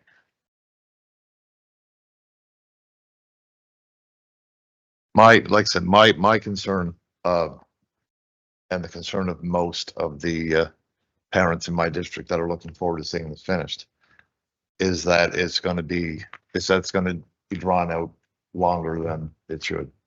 Like I said, they've been waiting over 2 years now, and they're getting impatient. When we opened the daycare originally, like when we had that $100,000 come in for the daycare center here, we were up about 2 years at that point too. So we understand how long it can take when you're dealing with different levels of government, getting financing, getting volunteers in place. A lot of the work had to be done at that point in time. So we understand that it can take a long time, especially in this instance where we had the issues with the fire marshal's office and the increased costs in COVID, which we wouldn't have originally imagined to occur, really increased the budget lines, as you can see, where Ingonish and Bay St. Lawrence was originally 700,000 is now 1.4 million. So you can only imagine dealing with government agencies. We can only do the work when we get the budgets approved and they say, go ahead and do the work. We actually went to the department, so the early childhood education department, and asked, well, we do have a lump sum of money. Can we go ahead and start English before doing Bay St. Lawrence? I try to move money around, and they said, well, if you do that, you might lose approval, like you're essentially agreeing to that original budget amount, and you wouldn't get the financing to complete both projects. And us as a society, we're not willing to do that. So we just went through the process of getting approved to get the projects done correctly, to maximize the benefit of the most families, not only in Ingonish, but the Bay St. Lawrence as well. And we're not the only childcare provider in Nova Scotia that's been facing this, right? There's a reason that the province went back to the drawing board, because other developers have been facing the same issues. I think it'd be a really huge question over our head if we were the only one that was facing this. I think it'd be a really huge question over our head if the province was still funding childcare spaces at $100,000. There's now 2 funding programs for child care space renovations. The one is minor infrastructure, and that's at $10,000 per child care space. The other is major infrastructure, which is now $40,000 per child care space. When we did Baddeck, it was around $4,900 per child care space. And we are currently averaging $25,000 per child care space. So we are right in the middle of where the province is expecting current child care costs, or the cost of childcare spaces to be. The national average for opening a childcare space is over $50,000 per childcare space. So again, you could say that we're doing something wrong if the province was still funding childcare facilities at $100,000. You could say we were doing something wrong if it was only $10,000 per childcare space. We're providing childcare spaces in remote communities, in old buildings that are under-equipped and haven't been maintained. And we're bringing in a service to community by upgrading those buildings on behalf of not only our childcare space, but the other organizations that benefit from them. And this, the money, the $2 million, that's earmarked for construction. Those are you know, as many local people as we can acquire. Those are the individuals who are doing the work on the projects themselves. The 20 employees that we're hiring, those are the individuals residing in your jurisdictions. Those are going to be living there, providing meaningful work, new families moving in. In addition to that, you have 50 some odd families in Ingonish and Bay St. Lawrence that are going to be able to use the source. So those people, family members, men and women who are taking care of kids, they're going to be able to enter the workforce as well. Yes, it takes a lot of time, but let's do it right, right? We have to do it right. We have to make sure that the money is spent because it's tax dollars, right? We're accountable not to the problem, we're accountable to everybody in Ingonish, in Bay St. Lawrence, in Baddeck, in Sydney, in Halifax, right? This is tax dollars money, and we're going to make sure that we do it correctly. We meet with the province monthly. We have our files shared with them, like through live drives and live updates, if they choose to so do it. I don't know if everybody's heard of survivorship theory. After the war, all the ships came back and they were filled with bullet holes. And so they looked at the bullet holes and they said, well, this is obviously the weakest part of the plane, so we should look at reinforcing it. And they were looking at this data and analyzing it, and everybody's like, yeah, where the bullet holes are, that's where we need to focus our attention. And then someone piped up and said, well, wait a minute, these are the planes that came back. What about the areas that don't have bullet holes? What if they're actually the weakest part?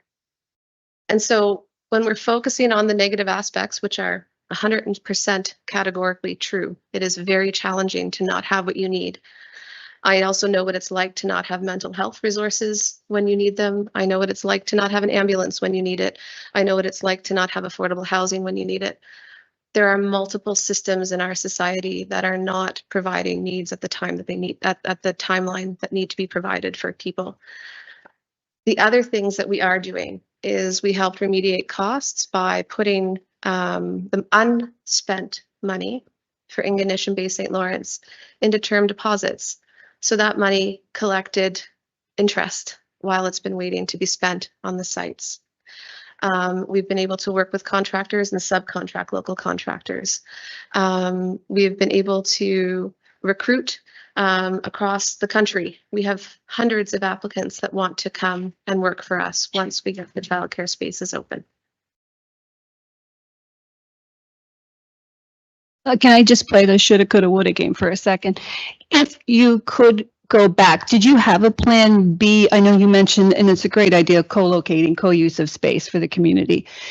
Did you have a plan B, or ever look into things like modular construction? Like if you had got the numbers in front of you and you're like, wow, this is going to cost us a lot to redo one of these buildings. Was there ever another option? We put that option to the province. So one of the rules was we couldn't do new construction. So we didn't make up the rules, right? We had to work with the rules that we were given. And the rule was a sustainable space, co-locating in an existing facility. We did look, I spoke to ATCO many times because they're well adept at making childcare trailers, looked at the cost of bringing them in at the time. Before the fire safety issues and everything else, it was much more expensive. We weren't allowed to build new childcare spaces, like new buildings. I think hindsight is cruel in a moment like this because everybody's smarter with hindsight. What the question is what did we do with the information that we had at the time? And I think we made the best decisions that we could with the information that we had. Anybody in hindsight can come up with something better. That's just what it is. That is it. Well, if it's a funding restriction, it's a funding restriction, simple. So thank you for that. Thank you. Councillor Bourne, thank you so much for coming today. I know there's been a lot of online comments and concerns, and just looking at the projection you have in front of you and with the budget, the question that I have is pertaining to Bay St. Lawrence. That's the first question. The projected budget that was submitted was around 508,000. However, the province gave you 771,000. Why did they give you more money than what you asked for? Don't know.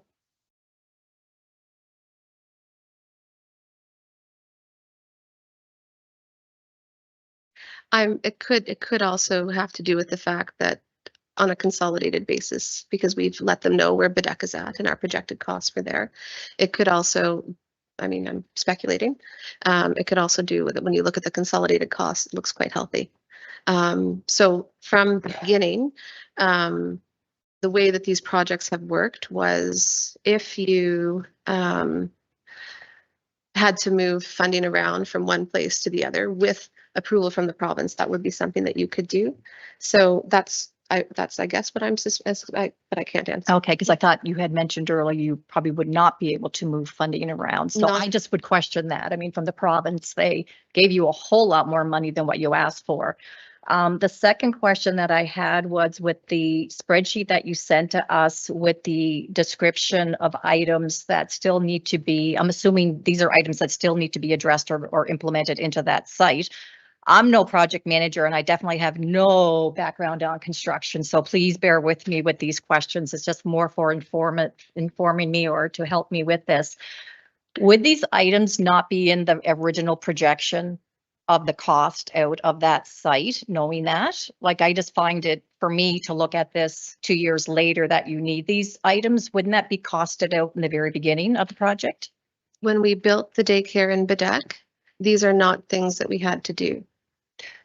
Right, that's fair, but I'm just saying, just for the site in Ingonish, wouldn't you not know that at that time period that these are items that you needed? Don't compare it to Baddeck or any other items. Like, we're talking present time when you applied. Right, but the best experience that you have is the most recent one that you did, right? So we were building upon the work and our experience in Baddeck.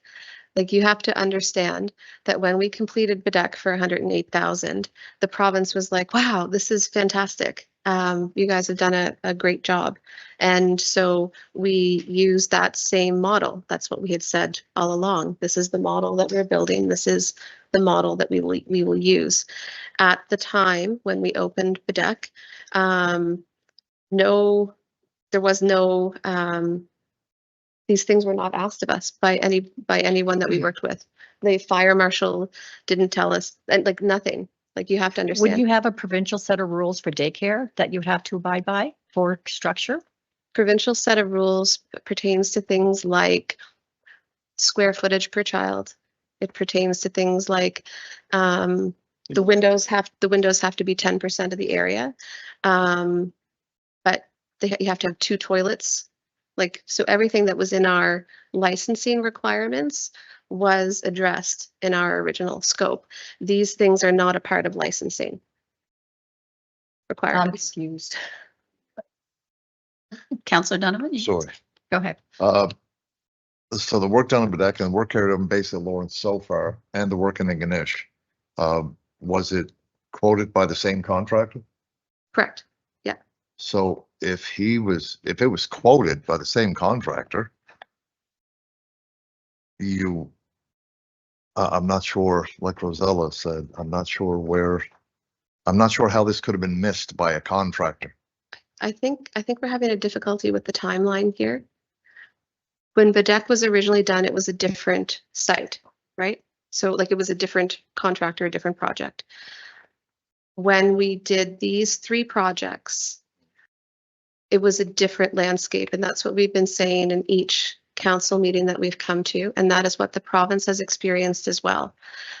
We were not asked to do these types of things in our previous projects. I don't know how to describe it. Fire separation, for example. Yeah. When the fire marshal office came into Baddeck and they've said, okay, you need to replace the light bulb in your exit sign. Okay, we did that. It's approved. Well, within our budget.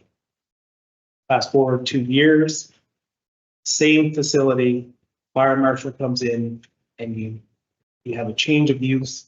So now you have to add a second level of gyprock to the entire second floor ceiling. If it's a change of use. Right. Yeah.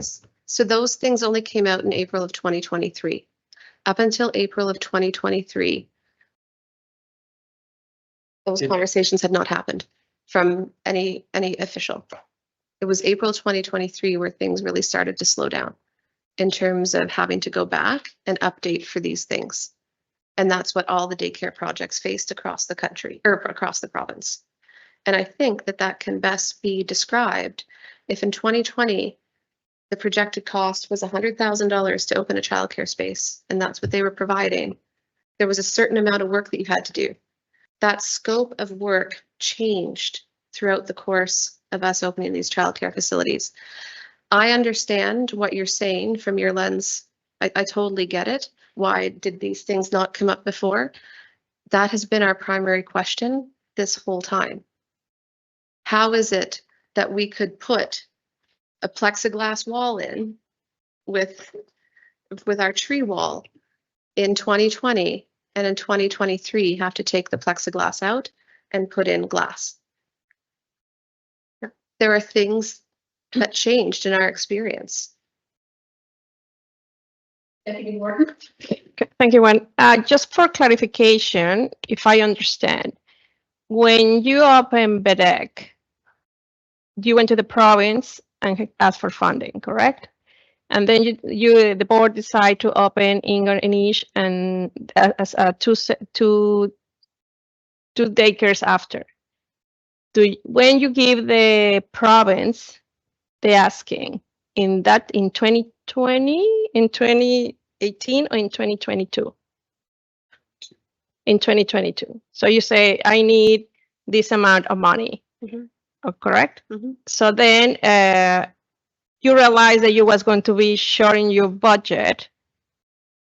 And this when the province say to you and say the daycare is telling me how much I need every month, they told you, hey, listen, give me your amount that you need to build these two, correct? Yes. The goal line. No, I try to understand why, because so if the province telling you in 2025, when was your last funding? Was February 2025, correct? So you have in a year and a half, they didn't receive any funding. So when the province say, I'm not going to give you funding, just give me a total amount of how much you need, you didn't do your budget for these extra expenses, correct? I don't understand the question. I think. Because Yeah, if you look at kind of the timeline, I think that kind of shows, what would have been originally submitted and approved in January 22. Yeah.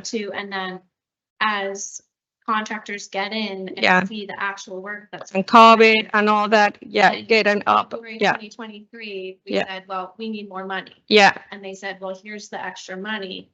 And then we're like, well, that's still Yeah. not enough. Like we asked for a certain amount of money. I forget the exact numbers, but Yeah. we asked for like 500 and they gave us 300. I think So at that point, it's like, well, we can't go forward with that gap because that's a contractor that we wouldn't be able to afford to pay. Yeah, I think I understand what everyone's Yeah. saying. Yeah. and then when they say I can, and they give you the 500, or you say, and this is not enough, do you tell the province, hey, I need all this money? So, but then you say the province is only going to give you 100,000. Okay, I think here's the thing. When we were being asked to put these budgets in, we weren't able to do them yet with contractor quotes because the contractor quotes weren't complete. But the province really wanted us to get the budgets in.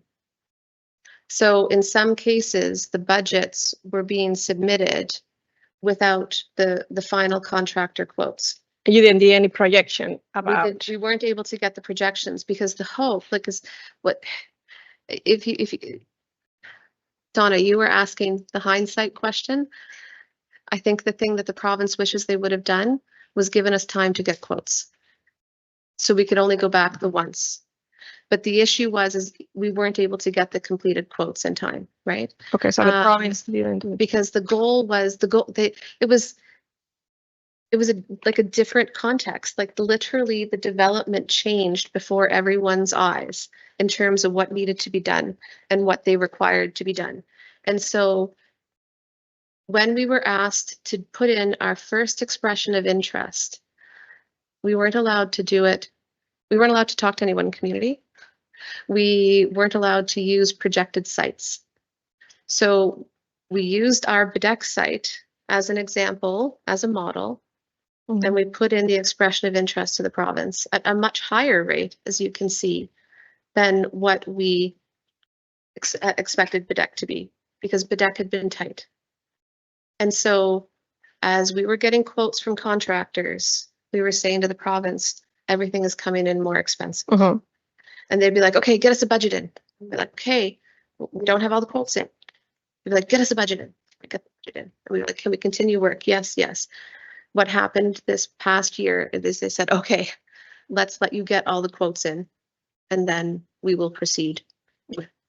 And where you're standing there, do you send your quotes to the province? The quotes? Yeah, and yeah, They know like the scope of work, but we don't send the physical quotes. They get a summary of how much the quotes are, etc. They do have it now. They've had it now for about the past 8 months. Yeah. Okay. And then when you have, okay, you have the money, do you, as the timeline for the Council Donovan, if you have everything ready, do you have the staff ready to get there? Or you going to, because the last meeting we have with you, you were saying you're just waiting for the staff.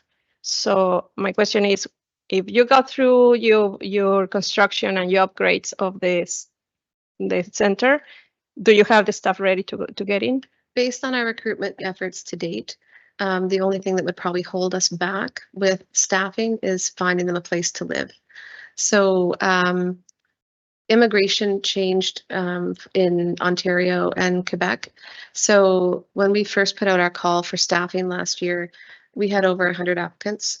We most recently had 40. I'm not worried about being able to staff any of the childcare facilities. I am worried about them having a place to live. Okay. But we did actually, when we put in our EOI to the province, we said that we felt that we'd be able to do the work and get the staff, but we raised the concern of affordable housing at the get-go. And just one question. So this, the budget you asked for the province is not including the asking you're doing to us? The 195?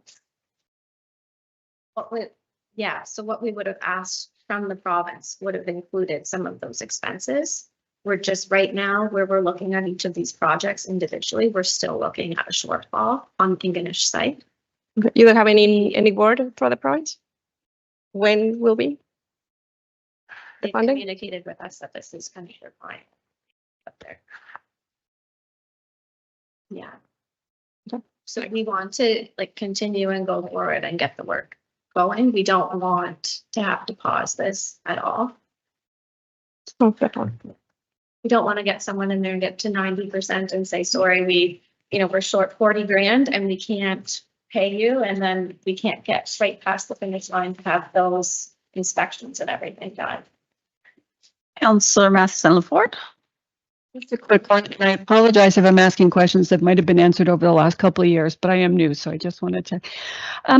What was the explanation for the change in requirements when it came to the codes and building codes and the standards? What body was it that was making these changes? The best way that we can describe it is the Office of the Fire Marshal. The way it was described to me was all of a sudden childcare facilities all came online at the same time. And it was realized that application of code for childcare facilities was applied differently all across the province. So it went, we had to replace our garbage cans because they were plastic and they needed to be metal. Nobody told us that before. The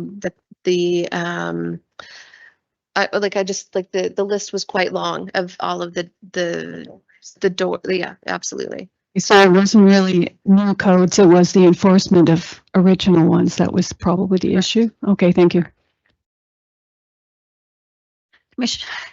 Councillor Bourne. Yes, I won't keep you too long. With the attachment of the summary of owner responsible cost, that wording was very specific. And we're looking at remaining cost of 194,000. However, in the budget that you have here for the expansion for Ingonish, it's saying that you only have a shortfall of 140. So why is there a discrepancy in the two? And why is it asked of summary of owner responsible cost? Two things. All of these costs are included in our total projections, so they are included there. We've specifically pulled out costs from those total projected costs for the whole project at Ingonish. That relates specifically just to the building and what we have viewed as more code for the building itself, as opposed to just the specific area for the daycare. I believe the municipality owns this building, so that was essentially our ask of you is, can we review some of these quotes? If we get to the point that where we're forecasting right now that we're going to have a shortfall, would you be open to covering some of these costs that are for the building as a whole to enable us to get across that finish line, open the daycare, have families with childcare? Go ahead. Okay, so I just have a couple of things. So I didn't get this report early. I wasn't on the list. So maybe if I'm included on them and any other correspondence. So is there a difference in the age group that is in Baddeck and the age of the kids at the other locations? It'll be 18 months and up for the Ingonish site. Okay, and is that different than Baddeck? Which is infant and up. Yeah. Okay, because does that have something to do with the fire marshal? So right now, we've chosen to not move forward with infants for the Ingonish site because that's roughly another 500,000 more in expenses to do the sprinkler and the water line. And so at this point, that wasn't considered as much of a priority because parents have typically other benefits, even working parents in terms of getting EI and being able to stay at home up to 18 months. So in terms of spending and timelines to get the space open as soon as possible, that's the direction we went in with consultation with the province. Yeah, and I had a question on the 194 and the 140 as well. So thank you, Councillor Bourne, because good pickup. I just wanted to, we actually struggled with the wording for that owner responsible costs. We actually talked about it for about 10 minutes. We didn't know, we just considered them costs that are related to the building as a whole, related to everyone's benefit in the building, not just ours. And so that's why we identified them as. Right, but just to clarify, that's not in any signed lease for these costs, correct? No, okay, thank you.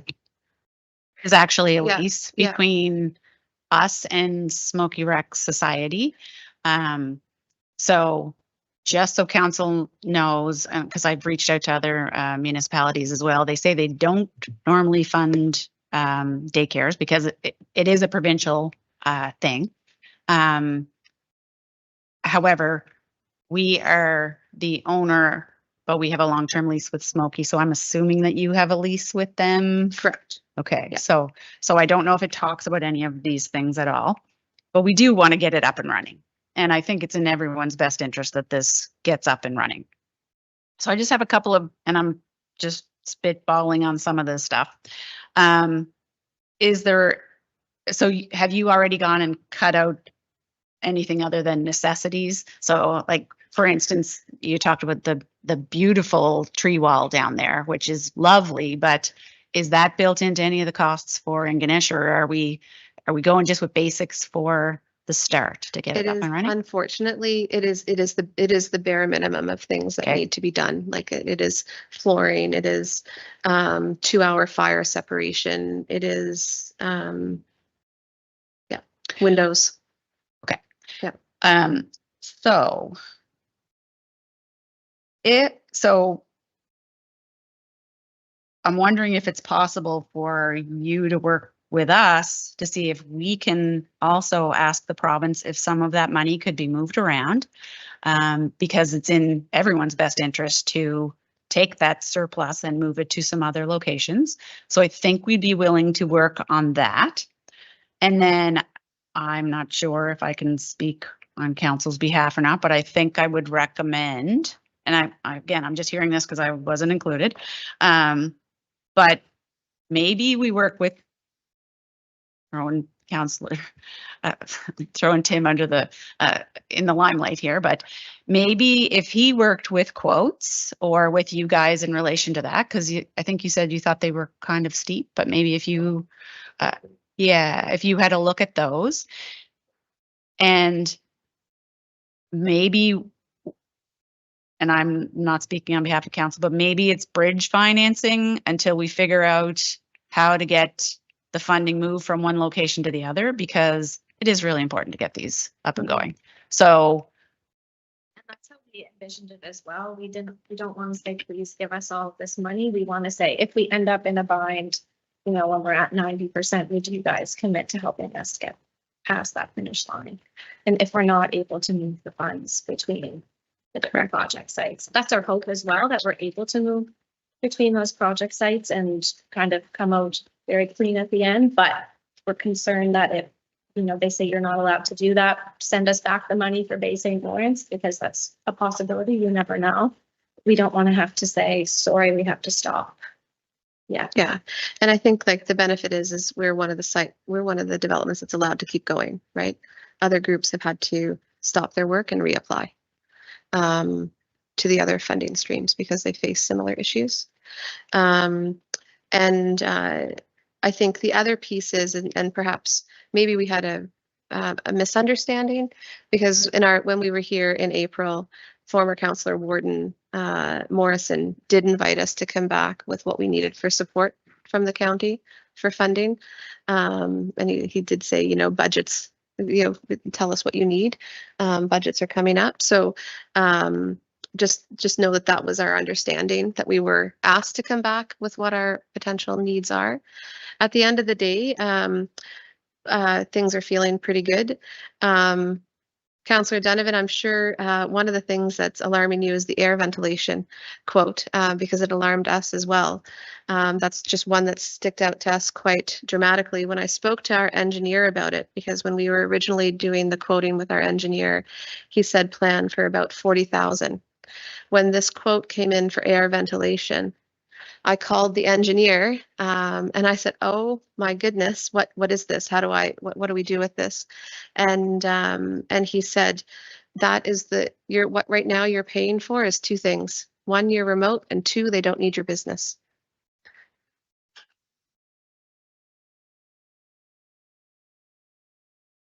Apps with that item, yeah, there aren't any ventilation companies north of Smoky that I'm aware of. No. But even the next item on the list, the wheelchair ramp, almost $54,000. That's high. Can I interrupt there for 1 minute, Councillor, please? You talked about having local businesses. Mm-hmm. So New Wave Construction's Victoria or McMullen is, but New Wave Construction, they're in Bridgewater? Nope, they're in. He actually lives here in Baddeck right now. Okay. But he's based in Belcote. Yeah. Belcote? Yeah. Did you contact anybody north of Smoky? We did. Okay. Yeah. Just wanted. Yeah. And the Troy Life Fire Safety, that's Dartmouth, right? Should say too about the insurance requirements. Yeah. Which is a hurdle So, for any eventual work. Coulda, woulda, shoulda. There's one contractor in Ingonish who we approached, and he said himself, he's like, I wish I didn't say no to you, Gwen, at the time, right? Like everybody looks at coulda, woulda, shouldas. And Troy Fire and Safety, that, yeah, they're not local, but that's a very specified technical piece. Like, we're in keeping with regular business practices and working with Troy for that aspect. Councillor Donovan? So according to the one forecasts as of March of 2025, the total funding received for the Ingonish project, I believe I'm reading this right, is 798,000 roughly. Total funding received, and total spent to this point is about 142. So that leaves roughly 657 or so to continue work. So is this contractor, New Wave Construction, are they available to go and continue the work now? Mm-hmm. Yep. He was up on site with the air condition or with the heat pump guys just last week. Okay. Yep. Because to be honest, I have to be able to tell residents in Ingonish that this is going to be done.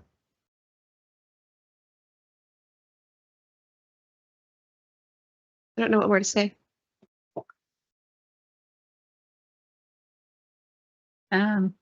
I just have a little thing, you know, like I appreciate your update, and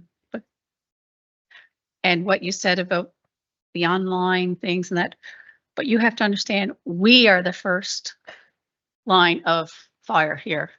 And we've been taking a lot of heat because we can't give people an update and we can't tell them, and we keep telling them it's not a municipal project.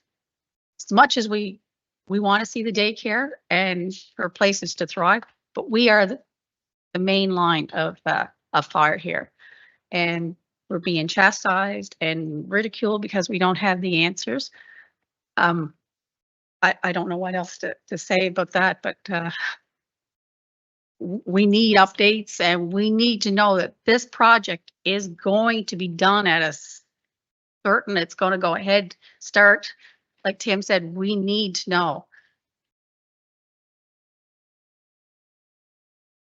I would think that if Councillor Donovan is okay having a look at if I'm not sure if these contracts are signed yet or not, but if we could work with him and with our finance department, us, so that we're meeting timelines, we're meeting applications with the government, all that kind of stuff. If we can help get this going, it's not our project, but I think that is really important. So it is going, right? Like the work has recommenced. It has restarted. We're happy to work with whomever on this. Like that's not a big deal.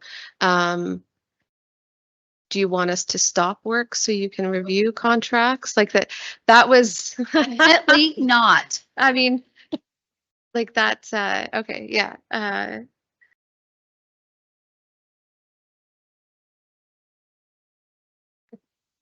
If there's anything I can do to assist in moving the project forward more quickly, I will do whatever you need. Our contractors are poised and ready to go. The largest thing that we're waiting for is one of the contractors had health issues and can't start until a certain time, and it's work that needs to be done first. And so we need to work with like what we have. I don't know how work starting already and moving into April, I don't know how we could move it up for you any faster at this point. Considering all of our contractors had to do a stop work and are now rearranging their schedules to come back to work.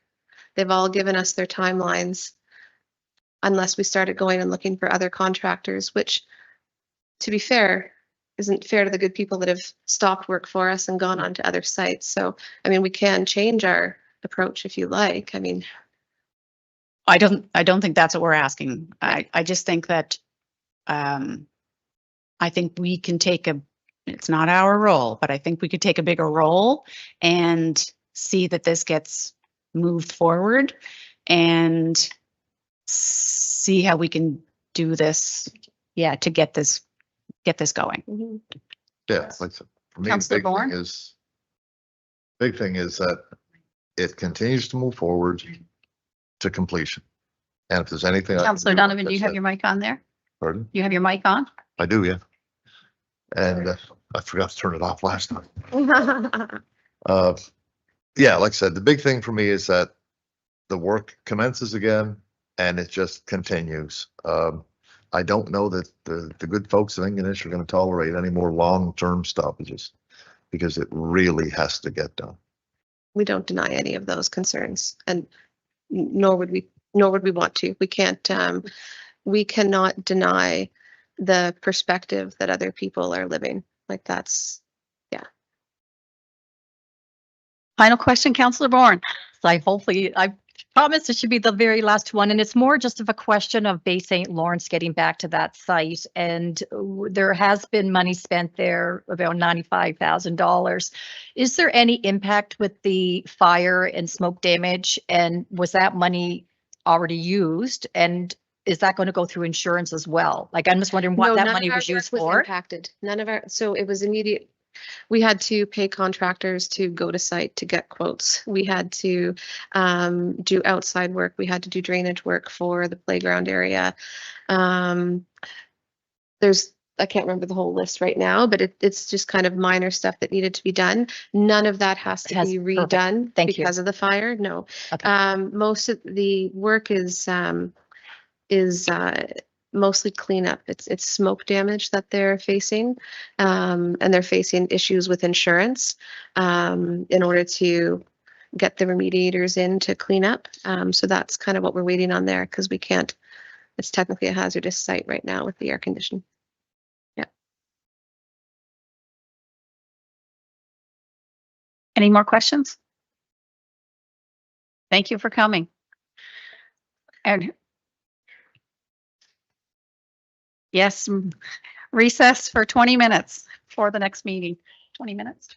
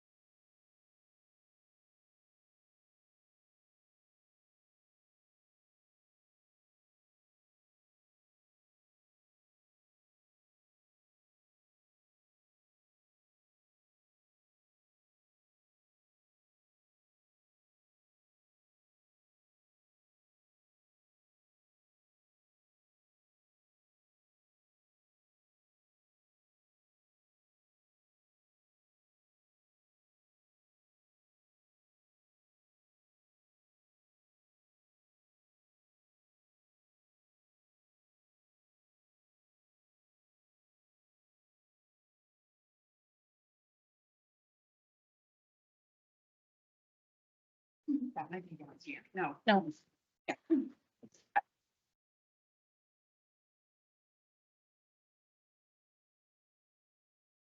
Welcome back. We're running a little bit late again, but that seems to be the norm today. So district highlights, we'll start with Councillor Donovan.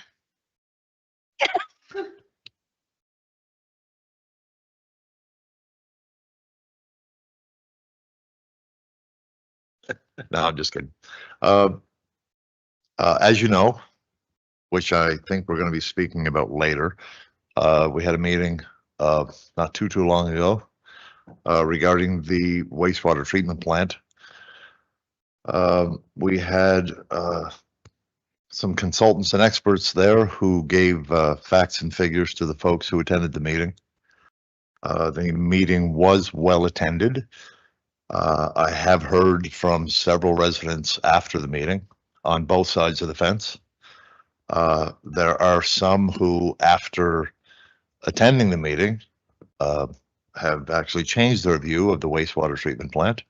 Some that haven't, but there are some that have for sure. And again, as long as it's done safely and the way it should be carried out, it's I think it could be a good thing for the area. Once again, I will again bring up the weekly kitchen parties they have at the Smoky Recreation Center there, the old rink building. Still very well attended, very popular in the area. Other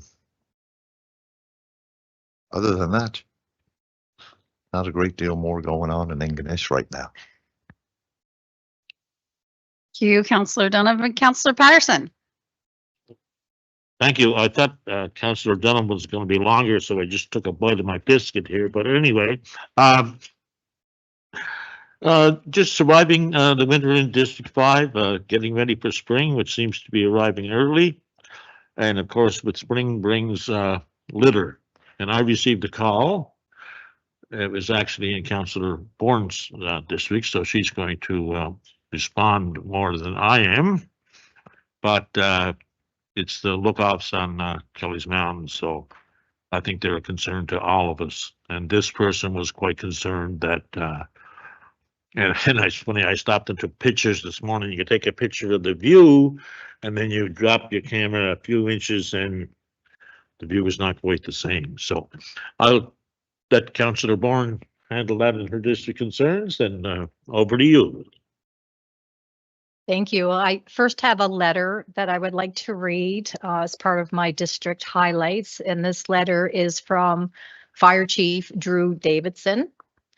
So in his letter on March 22nd, it's read the February 15th, 2025 Highland Snowmobiler Rescue. As most of you are aware, on February 15th, 2025, our department, along with Northeast Margaree Volunteer Fire Department, were paged out for reports of 2 missing snowmobilers in the Highlands. Our members have been monitoring the developing situation overnight, and the information was becoming available knowing the missing men's vehicle had been found at the Oregon Road trailhead. At the time of the page, 1 person had been found by a civilian search team who mobilized overnight approximately 6 kilometers from the access point. The groomer was utilized to assess the gaining access to the transporting the patient out of the Highlands. The first patient was able to be handed over to EHS crews around 7 o'clock. The following 12 hours were large coordinated efforts to locate the rescue and remaining missing person, utilizing a large amount of personnel and equipment. I would like to thank all of the assisting mutual aid agencies, the RCMP, the DNRR, Northeast Margaree Volunteer Fire Department, Public Service Field Communications, Ingonish Beach Volunteer Fire Department, EHS Joint Rescue Coordination Center, the NSGSAR, local snowmobile clubs, the North River Hall, along with members of the public. In terms of specialized equipment utilized on this rescue over the operation, 2 groomers, 2 tracked UTVs, 2 PSFC rapid response trucks, the DNRR helicopter, a CAF Cormorant helicopter, and a C-130 Hercules. 12 snowmobilers, private owned, and in addition to the RCMP, EHS, the DNRR, and the fire department apparatus on scene. Two of the greatest barriers that were faced during the operation were communications and capable vehicle access. The PSFC and the Department of Management have taken steps to address and improve the communications issue. For the past week, our department, along with the NEMFVFD, each received 2 satellite phone kits and training in their operation to increase our emergency communication capabilities. With the increase of tourism, trails, and the use of highlands, we have been seeing a rise in calls for service to more challenging and remote areas of our county.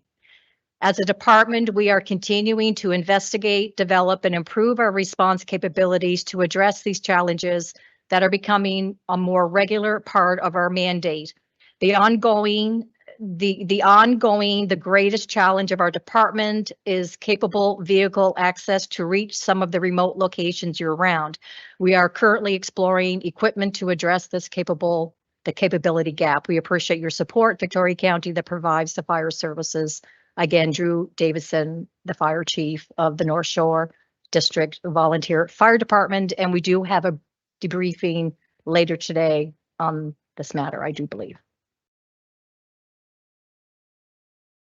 Yes, we do, right? Oh, yes, right. Sorry. Yes. Great. And then I just have a couple more small things that I wanted to mention from our district. And as Mr. Patterson, Councillor Patterson, had mentioned the garbage at the St. Anne's Lookoff. On March 13th, I was sent a video showing a large amount of garbage and debris dumped on the St. Anne's Lookoff, a popular scenic spot. I've contacted MLA Diane Timmons, sharing the video to discuss possible solutions, including the installation of camera signage indicating the fines and other measures to deter future dumping. Fracking. After receiving a letter from the Canadian Association of Physicians for the Environment, CAPE, which is advocating against fracking in Nova Scotia, I also received concerns from local residents about this issue. I reached out to John Dunbar, who is our Cape Breton Strait Regional Board representative for the NSFM, to inquire if the NSFM would take a stance on this issue. Mr. Dunbar has agreed to forward my inquiries to the board and will follow up with me on their position. And finally, just to touch base on Meadow Road, we've had a situation that took place over the weekend. I received an email from a resident regarding concerns about the condition of Meadow Road, specifically a section that is impassable due to the recent rain events. Nova Scotia Public Works, MLA Timmons, and Emergency Management Coordinator Lyle Donovan are aware of the situation, are working towards a resolution. That's it for me. Could I just add one thing to Sure, go Councilor ahead. Bourne, so she took mine, I'll take part of hers. With the fracking letter, I think we all received that from the Nova Scotia Physicians. But I also had a copy of the Strait Reporter where a number of councils have discussed it. And it seemed Canso was one I know, and there may have been Guysborough, I'm not sure, or Inverness possibly, where there was a split. Some people are for it and some people are against it. So I think it might be worthwhile for us to have some discussion about it or information about it, if that's possible.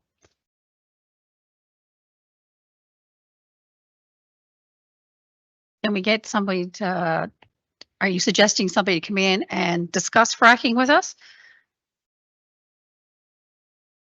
Most efficient thing would be, Warden, and I think we should have a discussion about it anyway, because there are some mineral deposits on Bulladry Island, which if you do extract them, it's almost impossible not to have effect on residential properties.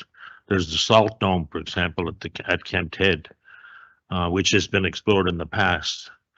It just seems to me, and we've had this discussion over the years, that we want tourists to come here, but we don't want them to look at gravel pits and so on and so forth. So I mean, I think it's a discussion we should have possibly if we could, and maybe we could come to some conclusion. Maybe we can't. Maybe we'll have disagreements, which is fine too.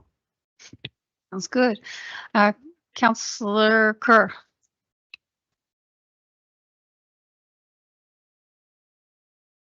Thank you. The number one issue is still our roads with the potholes.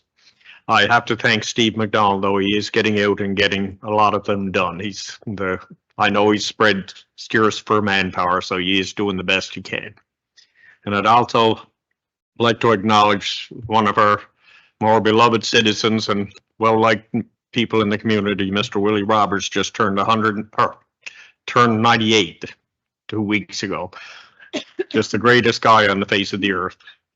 And as council knows, my family's been going through a bit the last while, and I certainly want to thank council and the members of this community for the support that they've been giving us. Thank you very much. Deputy Warden. Thank you, Warren. I just have 2 items. I just comment the heat for the residents. The heating rebate and the senior care grant from the province is due March 31st. So it's almost 7 days, and just to make sure they know, and for the applications. I don't remember we sent a letter to the former MLA Keith Wayne for when he retired. I can't remember. Just to, just if we could send a letter to thank him for his service for all these years, for the past councils and this council. I don't know. I can't remember. Yeah. Okay. That's good. Yeah, Thank you. We will do that. I don't need a motion for that, right? Do I need a motion for that? No. Okay. Thank you so much. Next, Councillor Matheson Laporte.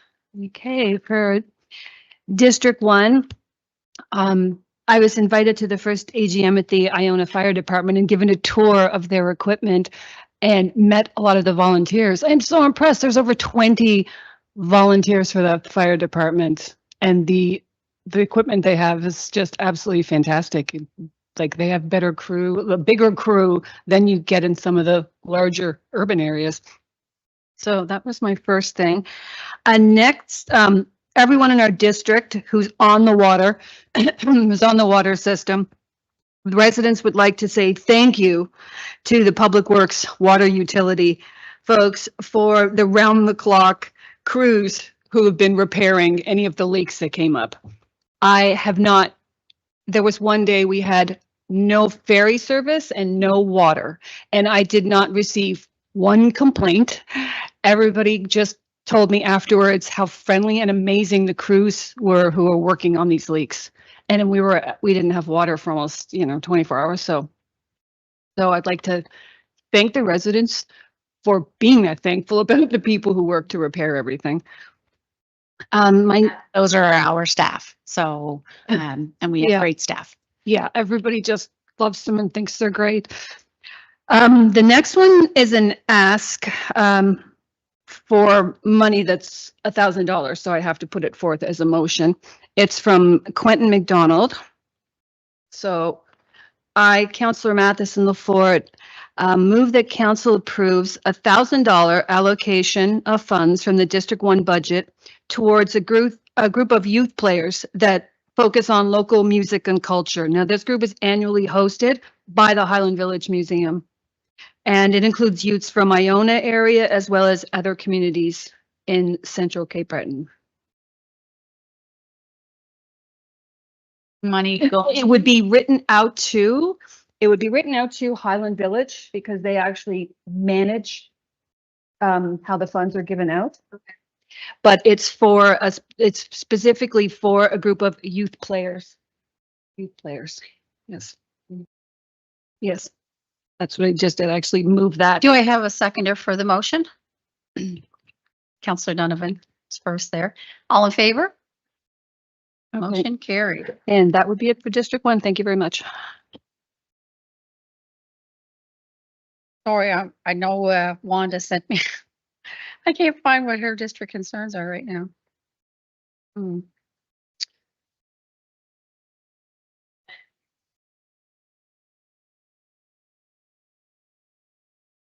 My fault there, Steph. We said should send them in to Steph so she has time to type them up, so she's not, so I'm sorry, mine are here too. I'd like to ask Steph to write a letter or an email to Alliant about the low hanging wires North Smoky, safety concerns with all the boats going in the water right now that some of them could be hooked, and also trucks. They're getting there's some pretty low, North Smoky. Oh, Bell Alliant.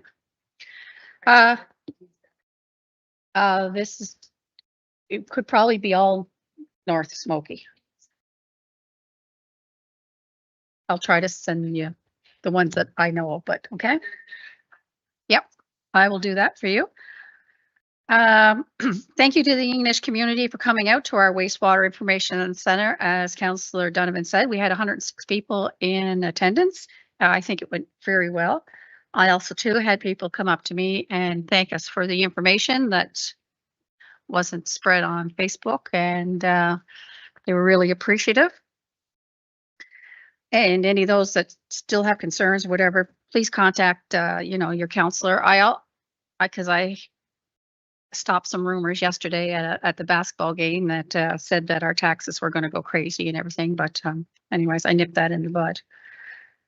I also had the privilege of attending along with Councillor Bourne and Councillor Fraser to the appreciation dinner for Mr. Keith Bain. 120 people were in attendance from all walks of life.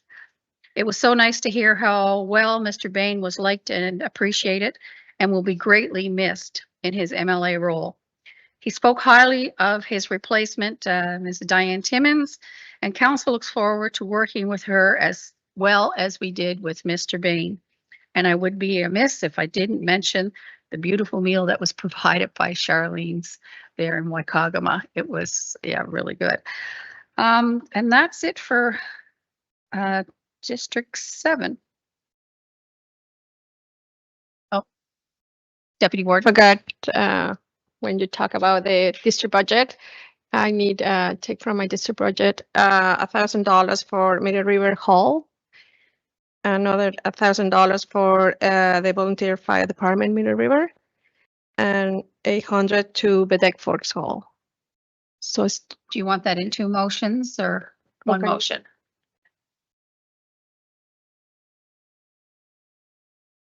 Yeah. 800. 800. Baddeck Forks Hall. Okay, so I just need a motion for Middle River Hall. We'll do that one first. Can we do it together? No, just one. I think it's 2 different entities, right? Yeah. So we need. Okay, I make a motion for take from my district budget $1,000 for Middle River Hall. Do I have a second? Second by Councillor Kerr. All in favor? Motion carried. Make a motion to take from my district budget for the volunteer fire department in Middle River. Second by Councillor Bourne. All in favor? And can you just motion carried. Sorry. And I just if you can ask Cena for $800 for the Baddeck Forks Hall. Yeah, Baddeck Forks. Thank you. And I have a question for the CEO report. You're talking about the garbage, heavy garbage. Can you tell me more? Yeah. So, I know that it's bigger than me. It will be something that is going to have to come to council because the way that we do heavy garbage, which is south of Smoky, we have our staff do it. North of Smoky, we contract. It's unsustainable for us to keep doing it with our staff, we feel, as good a job as they do. Our staff, we've lost a couple of staff in relation to injuries, and it's hard on them for the 2 weeks that they do it. So We don't think we can do it with our staff any longer. If we are going to contract it out, it is going to be very costly. So I think that it's something that we have to bring up or discuss at council or committee of the whole. And we don't have numbers on a quote for this area because we've always done it. But heavy garbage last year was in the tune of, with staff time, etc., rentals of vehicles, and the subcontract north, 100,000. And that's using our own people for almost half of that. So we're looking at a sizable check. So it will be something that we'll have to discuss at budget time as well. Can you ask staff, we can make some recommendations for next discussion? Yeah. Thank you. So we're going to discuss it next council? Is that the intention? Pardon, We're Councillor? going to discuss it at our next council meeting. I'd just like to add, though, I think there's a connection between the garbage on top of Kelly's Mountain and heavy garbage. And if we don't have heavy garbage, we're going to pay in other ways. That's my, and you know, I'm always amazed that people can accumulate so much stuff in a year. It's unbelievable, but it's been happening now for the 10 or 15 years we've had it. And I know it's expensive, but people expect it. And I think if we don't have it, we're going to have a major problem with stuff dumped in the woods, as you know, it was in the past. I feel the same way too. Not only Kelly's Mountain, we've got Smoky Mountain down there, and it's deplorable what's thrown over the side of that. And also I have an area on the Waypoint Road that, yeah, it blows my mind. Somebody takes their garbage to dump them there, but drives north past the transfer station. But first, Councillor Donovan. Yeah, the one thing I meant to mention earlier, and for whatever reason slipped my mind, that could be. I had a fairly lengthy discussion with a gentleman the other day, and he brought up what I thought were good points. It was revolving around the Celtic Lodge.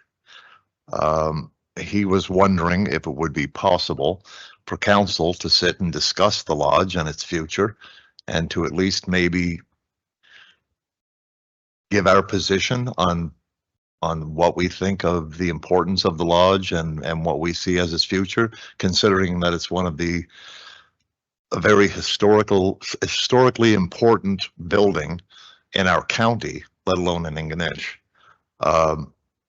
And he'd be, I believe he'd be very appreciative if we took the time to discuss that and at least make known what our position is regarding the future of the lodge. Sounds good. We can do I that. can see about setting that up. Yep. Councillor Matheson-Lafort. Mine's about heavy garbage pickup, but it's going to be quick.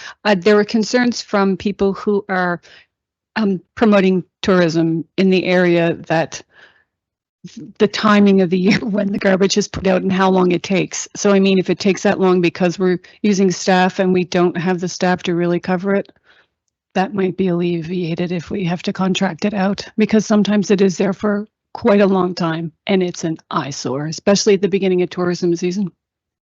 Thank you.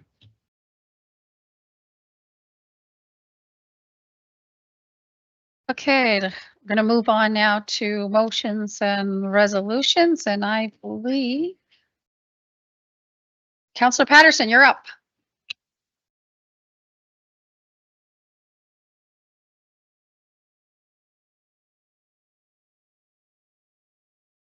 These three items or three motions are all related in some way, shape, or form, but I think I have different rationales for presenting them.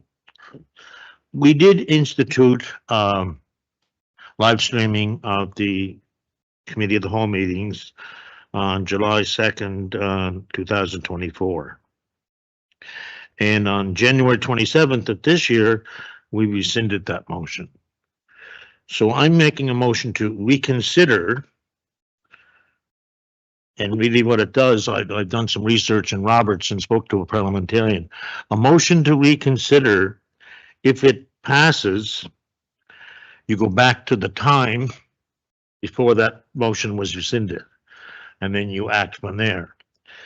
If it's defeated, everything stays the same. The motion stands. So instead of making a motion to rescind the motion, I thought I'd just try the technique of reconsidering a motion, which could have the same effect.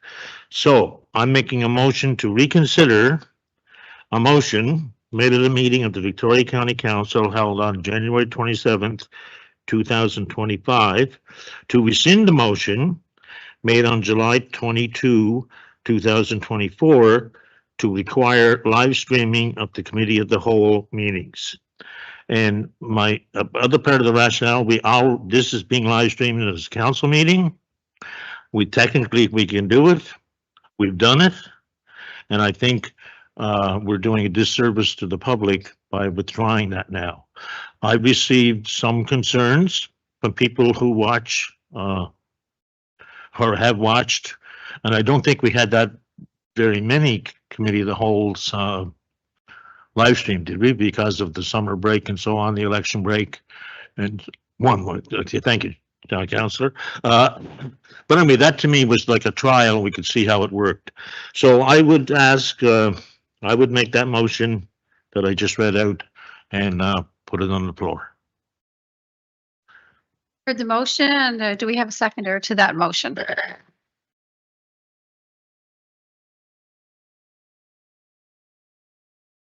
Don't have no seconder. I guess motion is defeated. Okay, thank you. Next one Okay, there. number two. This motion is to reinstate our public question period. In the 20-some years I've sat here, we've had a question period, a public question period. There's never been any issues that I recall. No one had to be carted out or banned from the building or whatever. And again, I think it's the public. It's taking away a mechanism for the public to ask questions and have their concerns addressed. Former Councillor Athol Grant sent an email out on February 25th, I believe, 205, where Richmond County not only has a question period, they have a phone-in telephone number. So if you can't be at the place where the meeting is, you can phone in this number with your question and have it answered there. Now, I'm not suggesting maybe we could look at that, but I'm not suggesting we do that right away. But I would like to see us reinstate the question period at the end of council meetings that we've had, like I said, for many years with no issues that I recall. So I make that a motion. There's a motion on the floor. Do we have a seconder? It's second by Councillor Matheson-Lafort. All in favor? Or, just call for the question, sorry. Discussion? Question? Discussion? I had no issue with bringing the question period back on, but I think that there should be a time restraint at the end of the meeting, so it just doesn't continue half the night. If we get into some kind of a brouhaha, which could happen. Yeah, good point, Councillor. And I believe Jackie or Perla or Leanne may recall, I believe we had a time 15 minutes or so, 10 minutes in the past, right? I believe we did have a time limit. I think it was 10. I think it was 10 minutes. That we had. Yeah, it was something like that, I believe. So I would envision just reinstating what we had, which would include a time limit, I think. Councillor? The reason I seconded, because I wanted to have a discussion about it. I don't have an issue with Q&As that go the way there should, but what I would like, regardless of how it went before. I would like a specific format, and I think we need to sit down and discuss a format. Not in the sense that I'm trying to, stifle free speech. I just think a lot of us have lives and we can't sit here for 6 hours and it's not reasonable. I just think if people know coming in, what opportunity they're going to have for question and answer, and there's a very specific format, then there should be no reason why we can't have a great Q&A session out of it. But I would prefer to have a format, especially for the new council, because I'm not even familiar with what the Q&A was like for the old council. Thank you. Ben?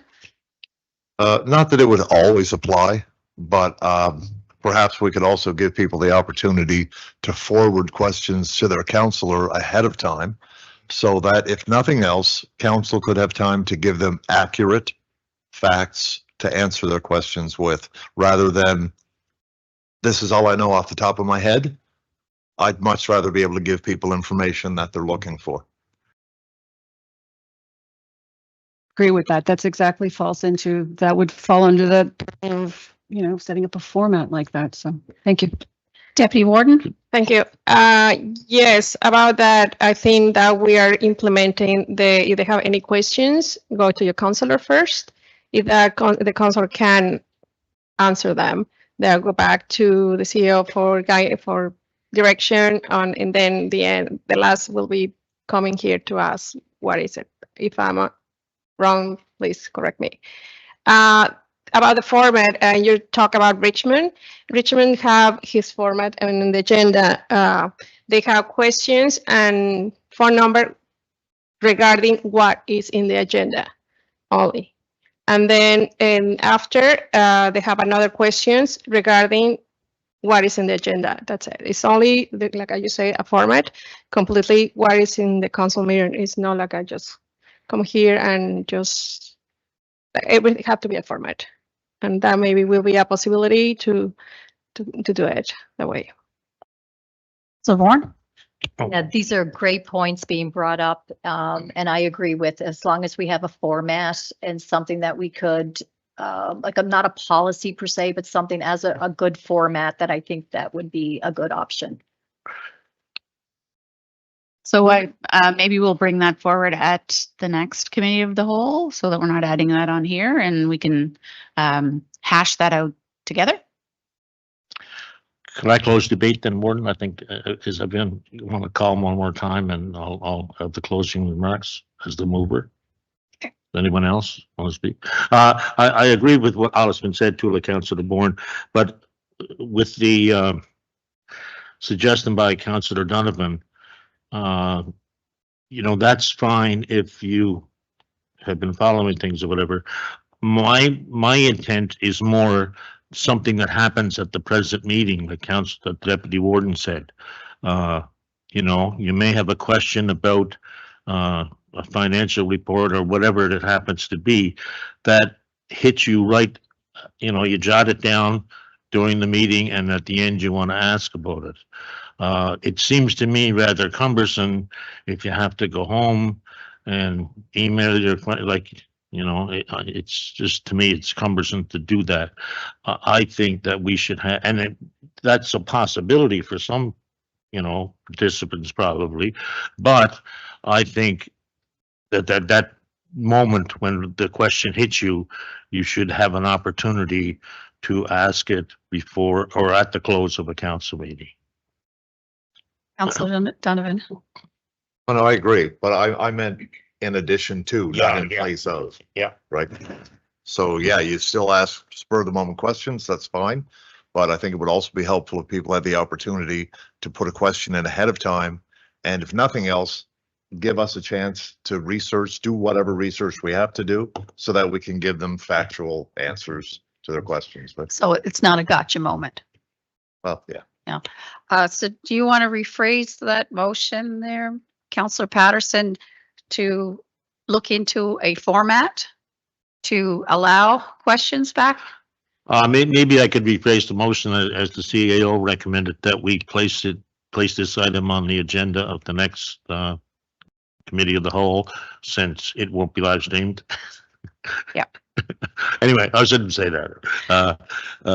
No, I think we should have a discussion about it and decide, as Councillor Laporte has mentioned, as Councillor Donovan has mentioned, how we're going to frame this so it's effective and serves the needs of the public. Okay, you And I heard think- the motion? Yeah. Do we have a seconder? Well, we're gonna make a new one. No, I'm just saying Oh, I thought that was your part of your new one there. that we refer to council of the whole? Yeah. Okay, yeah. The next council. Next council. Oh, yes. So we'll have to defeat the first one. Well, we could amend it, could we? Okay, you amend it then and Uh, it's yours. A motion to reinstate public question period at council meetings. This item be referred to a committee of the whole meeting for further discussion. Okay, Steph, with that?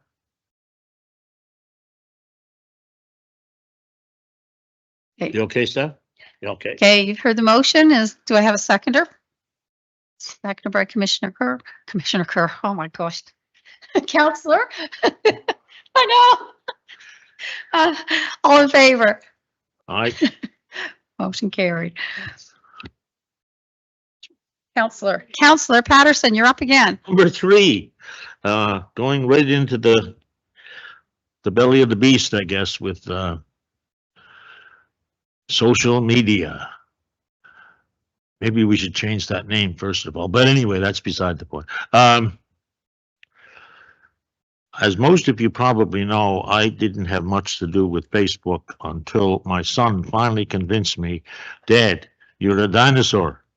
I mean, you gotta get on Facebook, especially during the election campaign. So unwittingly, I said, okay, set it up. And as we all know, we're addicted to it. we're like, this finger is gonna just, because he just flips so much. But anyway, I guess it's kind of a thorny issue, comments, but we have to take the good with the bad as far as I'm concerned. And Councillor Laporte has the book that I quoted last time, page 16, I believe it is, Donna, where he describes thin-skinned politicians who block the comments on Facebook. I guess we have to sort the wheat from the chaff. There are some comments which are not appropriate, which are, as Gwen said earlier, misinformation and so on. But I don't think we should throw the baby out with the bathwater either, because there are some good, honest, concerned people who like to make comments on issues that are in front of them. So I would move that we allow comments on the Facebook posts, and then each of us, I think, has the responsibility to either look at them, or if you don't like them, don't look at them. You don't have to look at them. You have to press comment to get them. But sort through them and decide which ones are worth your time and effort and which ones aren't. So I'll leave it at that. It's a motion on the table. Do I have a seconder?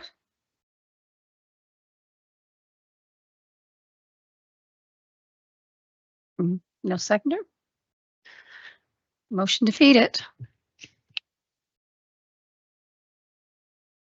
A 1 or 3 is not bad, by the way.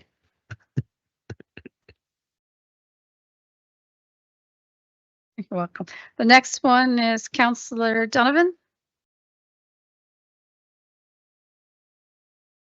I would like to move that we contact the mobile phone internet provider along the area between, I guess, really the Englishtown Ferry and the summit of Smoky. In that area, especially in the wintertime, there's pretty unpredictable weather. And there are dead zones where if you are in trouble, you cannot contact anyone via cell phone. I think it is, I'll say it, at our responsibility really to ensure the safety of the residents of our county. And I think part of it is to make sure that you have reliable service wherever you are. So I'm not sure who the provider is or where the towers are. But I'm sure that we could contact the right folks and see if they could upgrade that system so that there are no more dead zones on the North Shore. I'll gladly second that, Councillor Donovan, and just to kind of give you an update, I'm the chair of the Public Safety Committee for the NSFM, and we're actually meeting on Thursday, getting a presentation from Build Nova Scotia, who has, I believe, close to $50 million to upgrade the cell service in the province. So it's not just an issue on Smoky, I can tell you for sure. And federally, the Federation of Canadian Municipalities, a description was made of someone who lives within driving distance of Toronto. And you would think they would have cell service in driving distance of Toronto, and they don't. So what the FCM is doing is contacting the CRTC, who the Canadian Radio Television Commission, who overseas cell service, to ask them to allow more roaming. And I don't know all the technicalities of it, but apparently if you're driving, you may go along different towers as you're driving. At present, apparently, you may be going by a tower, but your company that you're with, Kodo or whatever it happens to be, may not have access to that tower. That's where you lose your signal. And they are going to lobby the CRTC to allow the towers to carry everybody so there would be increased service. So I really thank you for bringing this up. I think the more pressure that we get to put on governments and providers and the CRTC, the better the situation will become. And of course, Councillor Daphne, when he was here, would also talk about the tourists who came here who were appalled that they couldn't use their cell phones like they could use them where they were back home because we don't have the service. So I applaud you for bringing this up, and another letter or email is not going to hurt for sure. There's a motion on the table, and it was seconded by Councillor Fraser. All in favor? Against, motion carried.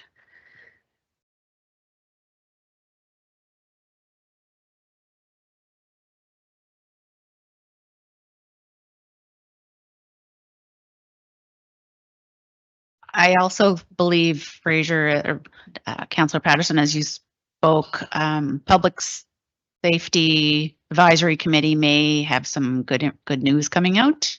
So we'll wait to hear that on Thursday as well. You said there's a meeting? Yeah. Well, what I might suggest is that we contact Build Nova Scotia and ask them for an update, because I know, was it last year or the year before, Councillor McNeil had arranged a visit to the Build Nova Scotia offices. It was the old council port. I don't know if you were on that. We went to a building downtown Halifax, and they showed us the map where they're working and so on. So it was very good. But Build Nova Scotia shouldn't be hard to find. That's one of their main projects now. So I wonder if we should contact Parks Canada for that too, because there's no self-service hardly in Parks Canada either. Can they be? Okay, you're talking to them tomorrow. Okay, next, Councillor Bourne. As we move into our upcoming budget discussions, it is important that we reflect on the tools and resources needed to perform our roles effectively as council members. In today's world, cell phones and internet access are not just optional conveniences, they are essential tools for conducting municipal business. Councilors rely on these resources daily to communicate with fellow members, constituents, and municipal staff. These devices and services allow us to access council material, respond to inquiries, attend virtual meetings, and to stay informed on matters affecting our municipality. Given the increasing demands of the job and the fact that much of our communication and work is done remotely or digitally, it is important to consider how we ensure that all councillors have access to necessary resources to fulfill their responsibilities. Reimbursing counselors for cell phone and internet cost or providing an allowance is a common practice in other municipalities, as these tools are essential for counselors to effectively carry out their municipal duties. Before we make any decisions as part of our budgeting planning, I believe it would be valuable to first look into how other municipalities approach this issue. This will help us better understand their practices and ensure that we are making informed decisions that support our ability to serve our community effectively. So a motion. I, Councillor Bourne, move that staff be directed to conduct a scan and research cell phone and internet allowance or reimbursement practices in other municipalities and report back with findings and recommendations for developing a policy. You've heard the motion, second by Councillor Matheson Lefort. All in favor? Motion, sorry. Discussion. Just to make clear, we have, for the new consoles, we have some background about the internet and the cell phone. So it is important that maybe they can have that background first. I know it's okay they check it with the municipalities, but we have to be very careful here about it's taxpayers' money. So and we have some Alex do some project in that, we have a background there. So I would like if they can, the new council can see that first. Yeah, sure. Yeah. And So yeah, I believe you're talking about the 1/3 yeah. that was taken away that's taxable, that wasn't taxable in the past. And the council currently receive 100%. tax credit for some of the expenditures that they have. So yeah, we could certainly put all of that together. All that together, and yeah, thanks. To look into this, right? So we had a seconder. All in favor? Yep. Motion carried. Councillor Kerr.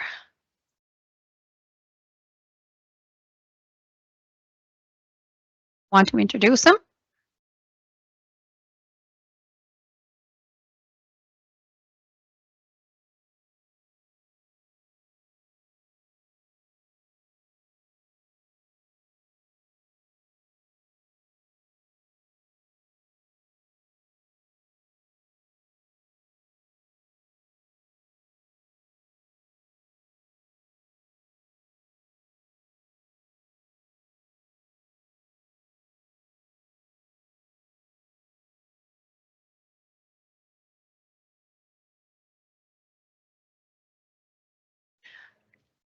Hello, sir. Introduce yourself to our fellow councillors here. Good afternoon, Madam Warden, councillors, and municipal staff. My name is Merrill Buchanan. I'm a retired resident of Baddeck, and I'm a member of St. Mark's Lodge, located in Baddeck.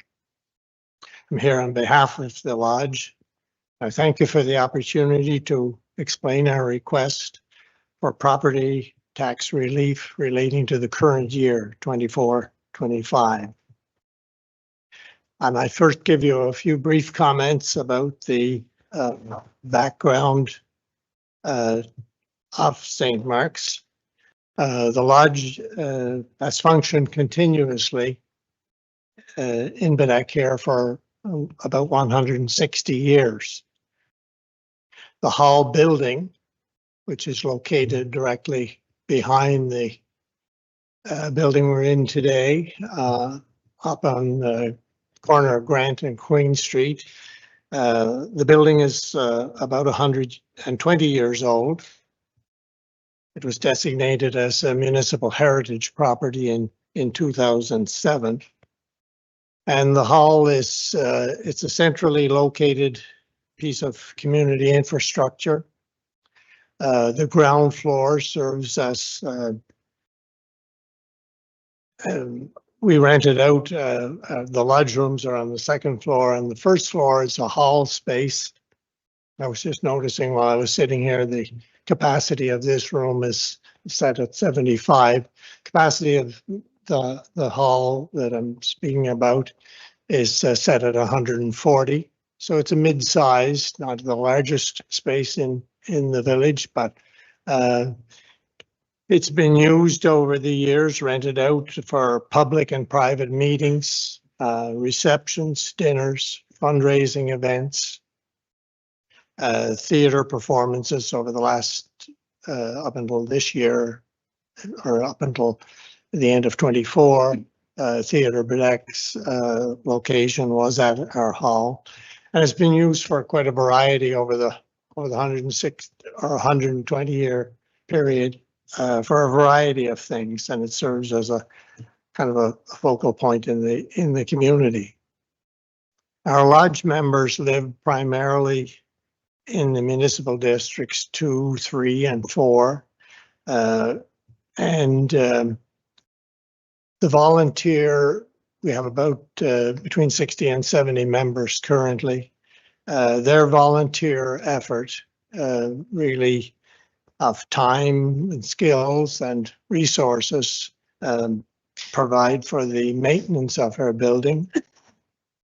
Our members, in conjunction with the Masonic Foundation of Nova Scotia, provide scholarships on an annual basis to the 3 high schools, Rankin, Baddeck Academy, and Cabot, to a total of about $3,000 annually.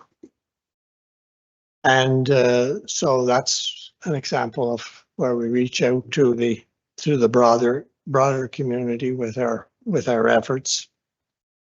We had a project 3 or 4 years ago, where again, in conjunction with the Masonic Foundation, we provided a major donation to the burn camp at New Harris. Now I want to turn to the matter of property tax relief for the current year. By way of background, our lodge property has qualified for and received full relief from property tax each year since 2013, except for this year. And relief for the property tax expense has been very important, perhaps even critical to our financial position. It would represent of our operating costs, the property tax would represent between 15 and 20% of our operating cost.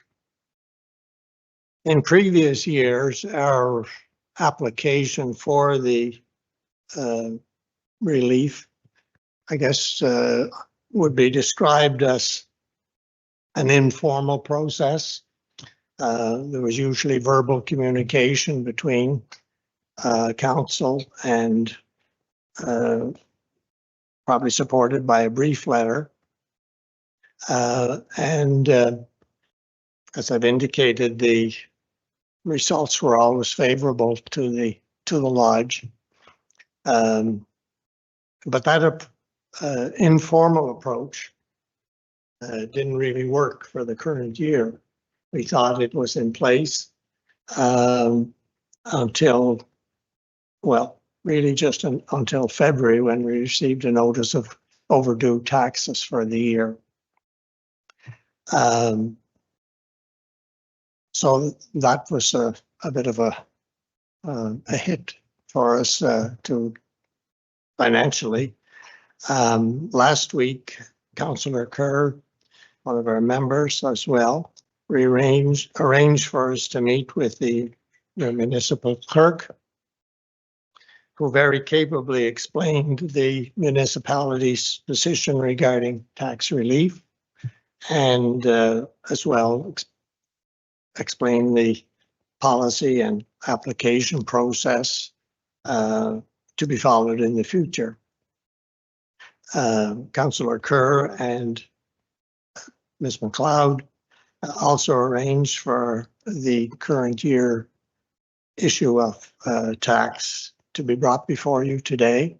And I'm requesting that if council could consider this matter, it would be greatly appreciated. If there are questions, I attempt to answer them. I have any questions? Yeah, thank you, Warden. No, I'm just, you know, clerical errors happen, all the time. And I believe in the past, we have, granted, the tax exemption to an organization who may not have all the paperwork in order or whatever. So, I would like to move that we, grant the Masonic, St. Mark's Masonic Lodge, Mr. Buchanan, is it? The available tax exemption.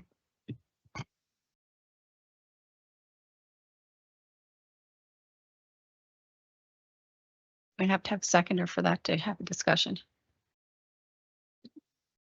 It's second by Councillor Donovan.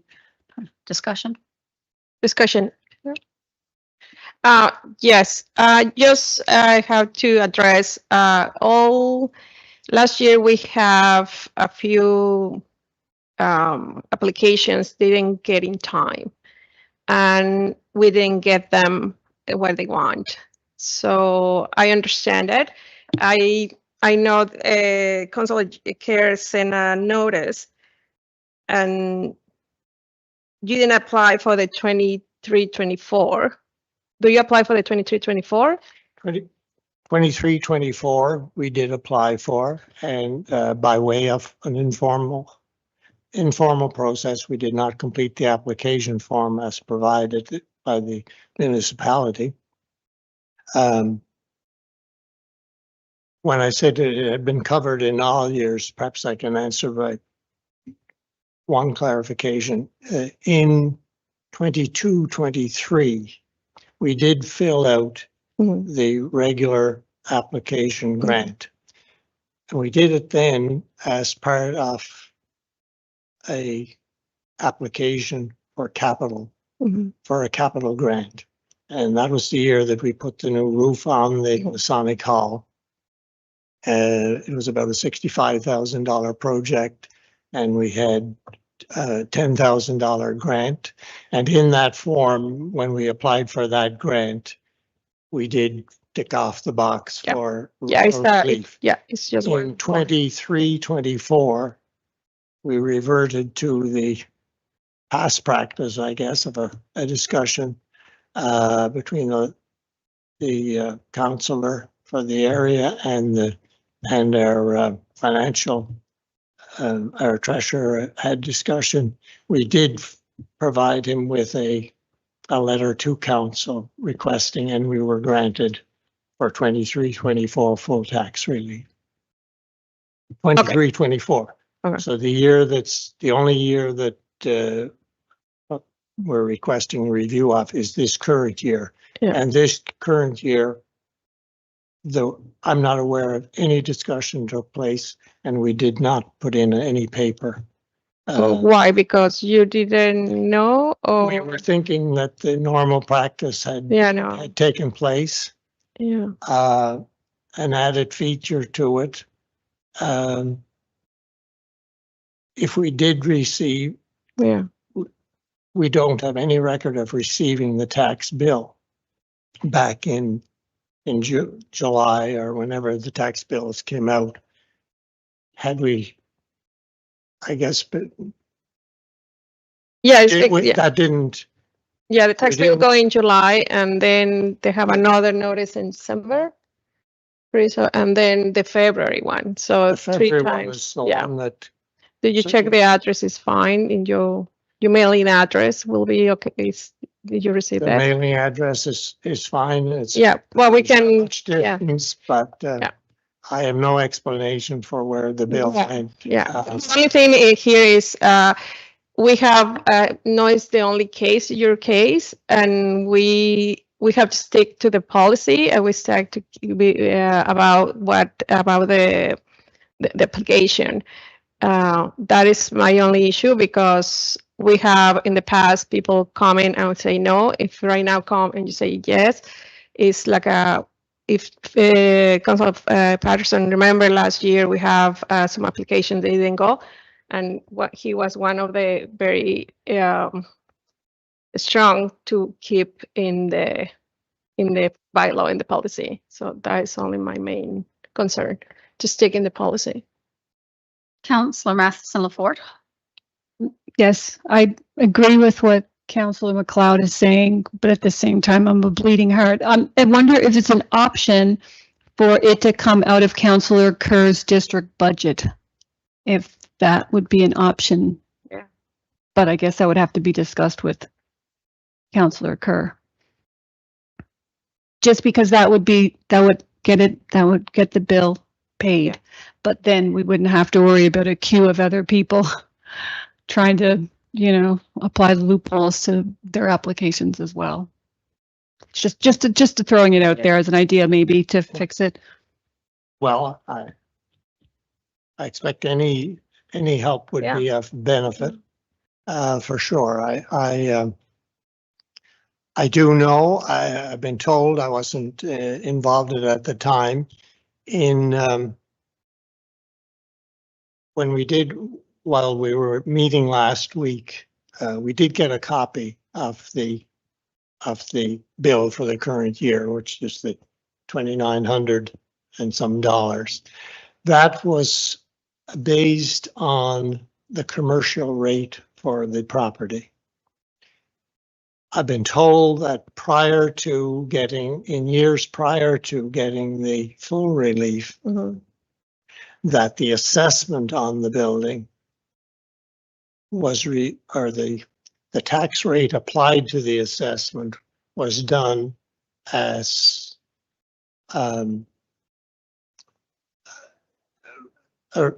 moving it down from the commercial rate to the residential rate. And in the information that we had from last week, the current year, that application of even the residential rate over the commercial would cut the bill roughly in half. I don't know whether there's anything that can be done along that line or not. Yeah, I would just like to add, it seems like there has been some confusion over the years with this tax bill. My suggestion would be that we do create a motion to at least lower the tax from the commercial to residential to help support the amount that they have to pay. Yeah, listening to the discussion, I would be willing to withdraw my motion and Councillor Donovan. But I just want to add, though, that we have in the past, I know the rules are the rules, but there's always extenuating circumstances. And the argument that if we give it to one, we have to give it to everybody, I don't believe. We can say no to anybody else who comes at this state now who's already got their notice that they're overdue taxes and they haven't contacted anybody by now. Sorry, that's too bad. This is an extenuating circumstance, as Councillor Bourne just said. But if there could be discussions with Councillor Kerr on either lowering the tax rate or, paying a portion of it or whatever, I'd be willing to withdraw the motion I presented. And Could I residential and maybe Councillor Kerr can pay the other one, the other side. So a part of Councillor Patterson, you're willing to withdraw your motion, and the seconder is, are you willing to withdraw your motion too? And Councillor Bourne, are you wish to put a motion forward? Please? That's correct. I will put a motion forward so that this property would get a reduction or reduced from commercial to residential rate. You've heard the motion, and do I have a seconder for that motion? Councillor Donovan, all in favor to reduce the rate from commercial to residential? All in favor? Should we add discussions with Councillor Kerr? Yes.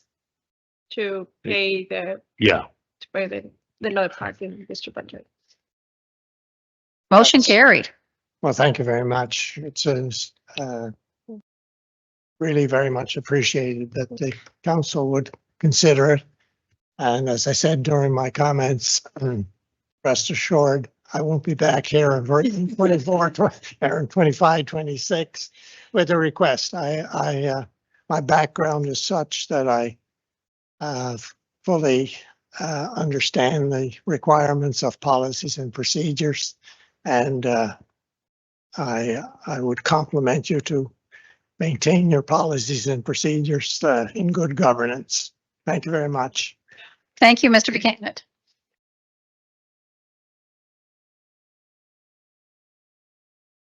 April 30th, I believe, we'll have it in the mail. Thank you very much.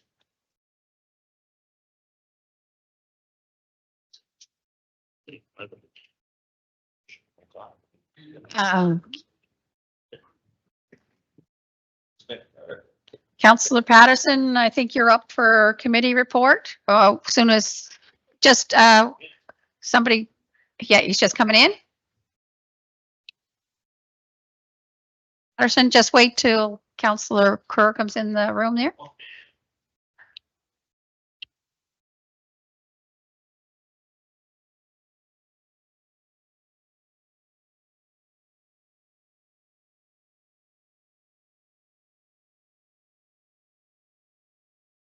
Just talk to Councillor Kerr. Do you want to make a motion to pay the residential tax now out of your district budget, or? Yes. I really like that thing. I'll make a motion that I would pay that out of my district budget. We have a motion on the table and we have a seconder, Councillor Matheson-Lafort. All in favor? Aye. Motion carried. Okay, Councillor Patterson. Thank you, Warden. As many of you know, I believe last week I attended the meeting of the FCM Board of Directors in Montreal. I won't bore you with my travel times and arrangements and Air Canada and all that. But anyway, just a couple of things to mention. I just want to give a verbal report because things are happening so fast. Myself and Councillor Patty Cuddle and Mayor Mood from Yarmouth were three of the four Nova Scotia representatives there. There were approximately 75 to 80 altogether from all 10 provinces and territories. And the common issues always amaze me that come up at these meetings. Just a tiny example. One of the discussions we had in English was about wipes going into sewer systems. Guess what one of the resolutions the FCM has? About wipes going into sewer systems all across the country. So, I mean, anything that we have as an issue is usually reflected somewhere else. The two main topics were the tariffs and the upcoming election, which hadn't been called until Sunday, but everybody knew it was coming. The FCM has sent 3 to 4 delegations to Washington, which included the president, Rebecca Bly from Vancouver, the Rural Forum chair, Neil Como from Alberta, and 2 staffers, I believe, with them. They were there at the same time the premiers were there. And they got to meet with some of the representatives. Another delegation that Mayor Pam Mood was a member of went later on. And interestingly, there's an organization of municipalities around the Great Lakes, which includes both Canada and the US, 140 some, I believe. And one of the councillors from Toronto was give a presentation on their visits, and they're planning more. You know, it's just to remind the American politicians, especially municipal politicians, mayors and councillors and so on, that they're going to be harmed too by these tariffs. And one of the statements made was they don't know how many times they heard, "We're sorry. We're sorry this is happening." A lot of people live in border towns, Windsor, Detroit as an example, in New Brunswick. They get back and forth all the time. They're neighbors and friends and relatives. They just happen to have a border between them. On the election, the FCM is preparing some information, a toolkit basically for candidates in the federal election. Interestingly, the event that the warden mentioned for Keith Bain on Saturday, Alan McMaster was there. So I cornered him for a few minutes about infrastructure funding, thanked him for the contribution he made to the English wastewater system, but we need more federal participation in that. Just as a final note, the little intangibles that are hard to measure, but they happen. I was contacted by a board member of the FCM wanting to take a vacation at Ski Cape Smoky a couple of weeks ago. Razor, could you tell me where best places to stay? So I didn't contact you, Tim. I contacted Larry because I needed to get a hold of him. They came, rented 4 cabins at the Piney Knot Cottages, I think, stayed for 2 or 3 days, had just a fabulous time. So, I mean, those connections that you make with people, I always say to people, have you been to Cape Breton? And a lot of them say they have been. Well, I said, come back. And if you haven't, you should come here because we've got something special. So again, I'd like to thank council for its support in this endeavor. And it's going to be a wild ride for the next 5 or 6 weeks, I guess, for everybody who's interested in politics. And it'll be interesting to see what comes out at the end of it. It'll also be interesting to see the reactions from the United States, what their next move might be. So again, thank you for the opportunity to participate in that. And I don't think I embarrassed anybody by my behavior or anything that I know of. So again, thanks very much. And I will have a more robust written report later on. Thank you, Warden. Thank you, Mr. Councillor Patterson. The last thing on our agenda is an in-camera session. So I'll have to ask anybody that's not supposed to be in here to please leave.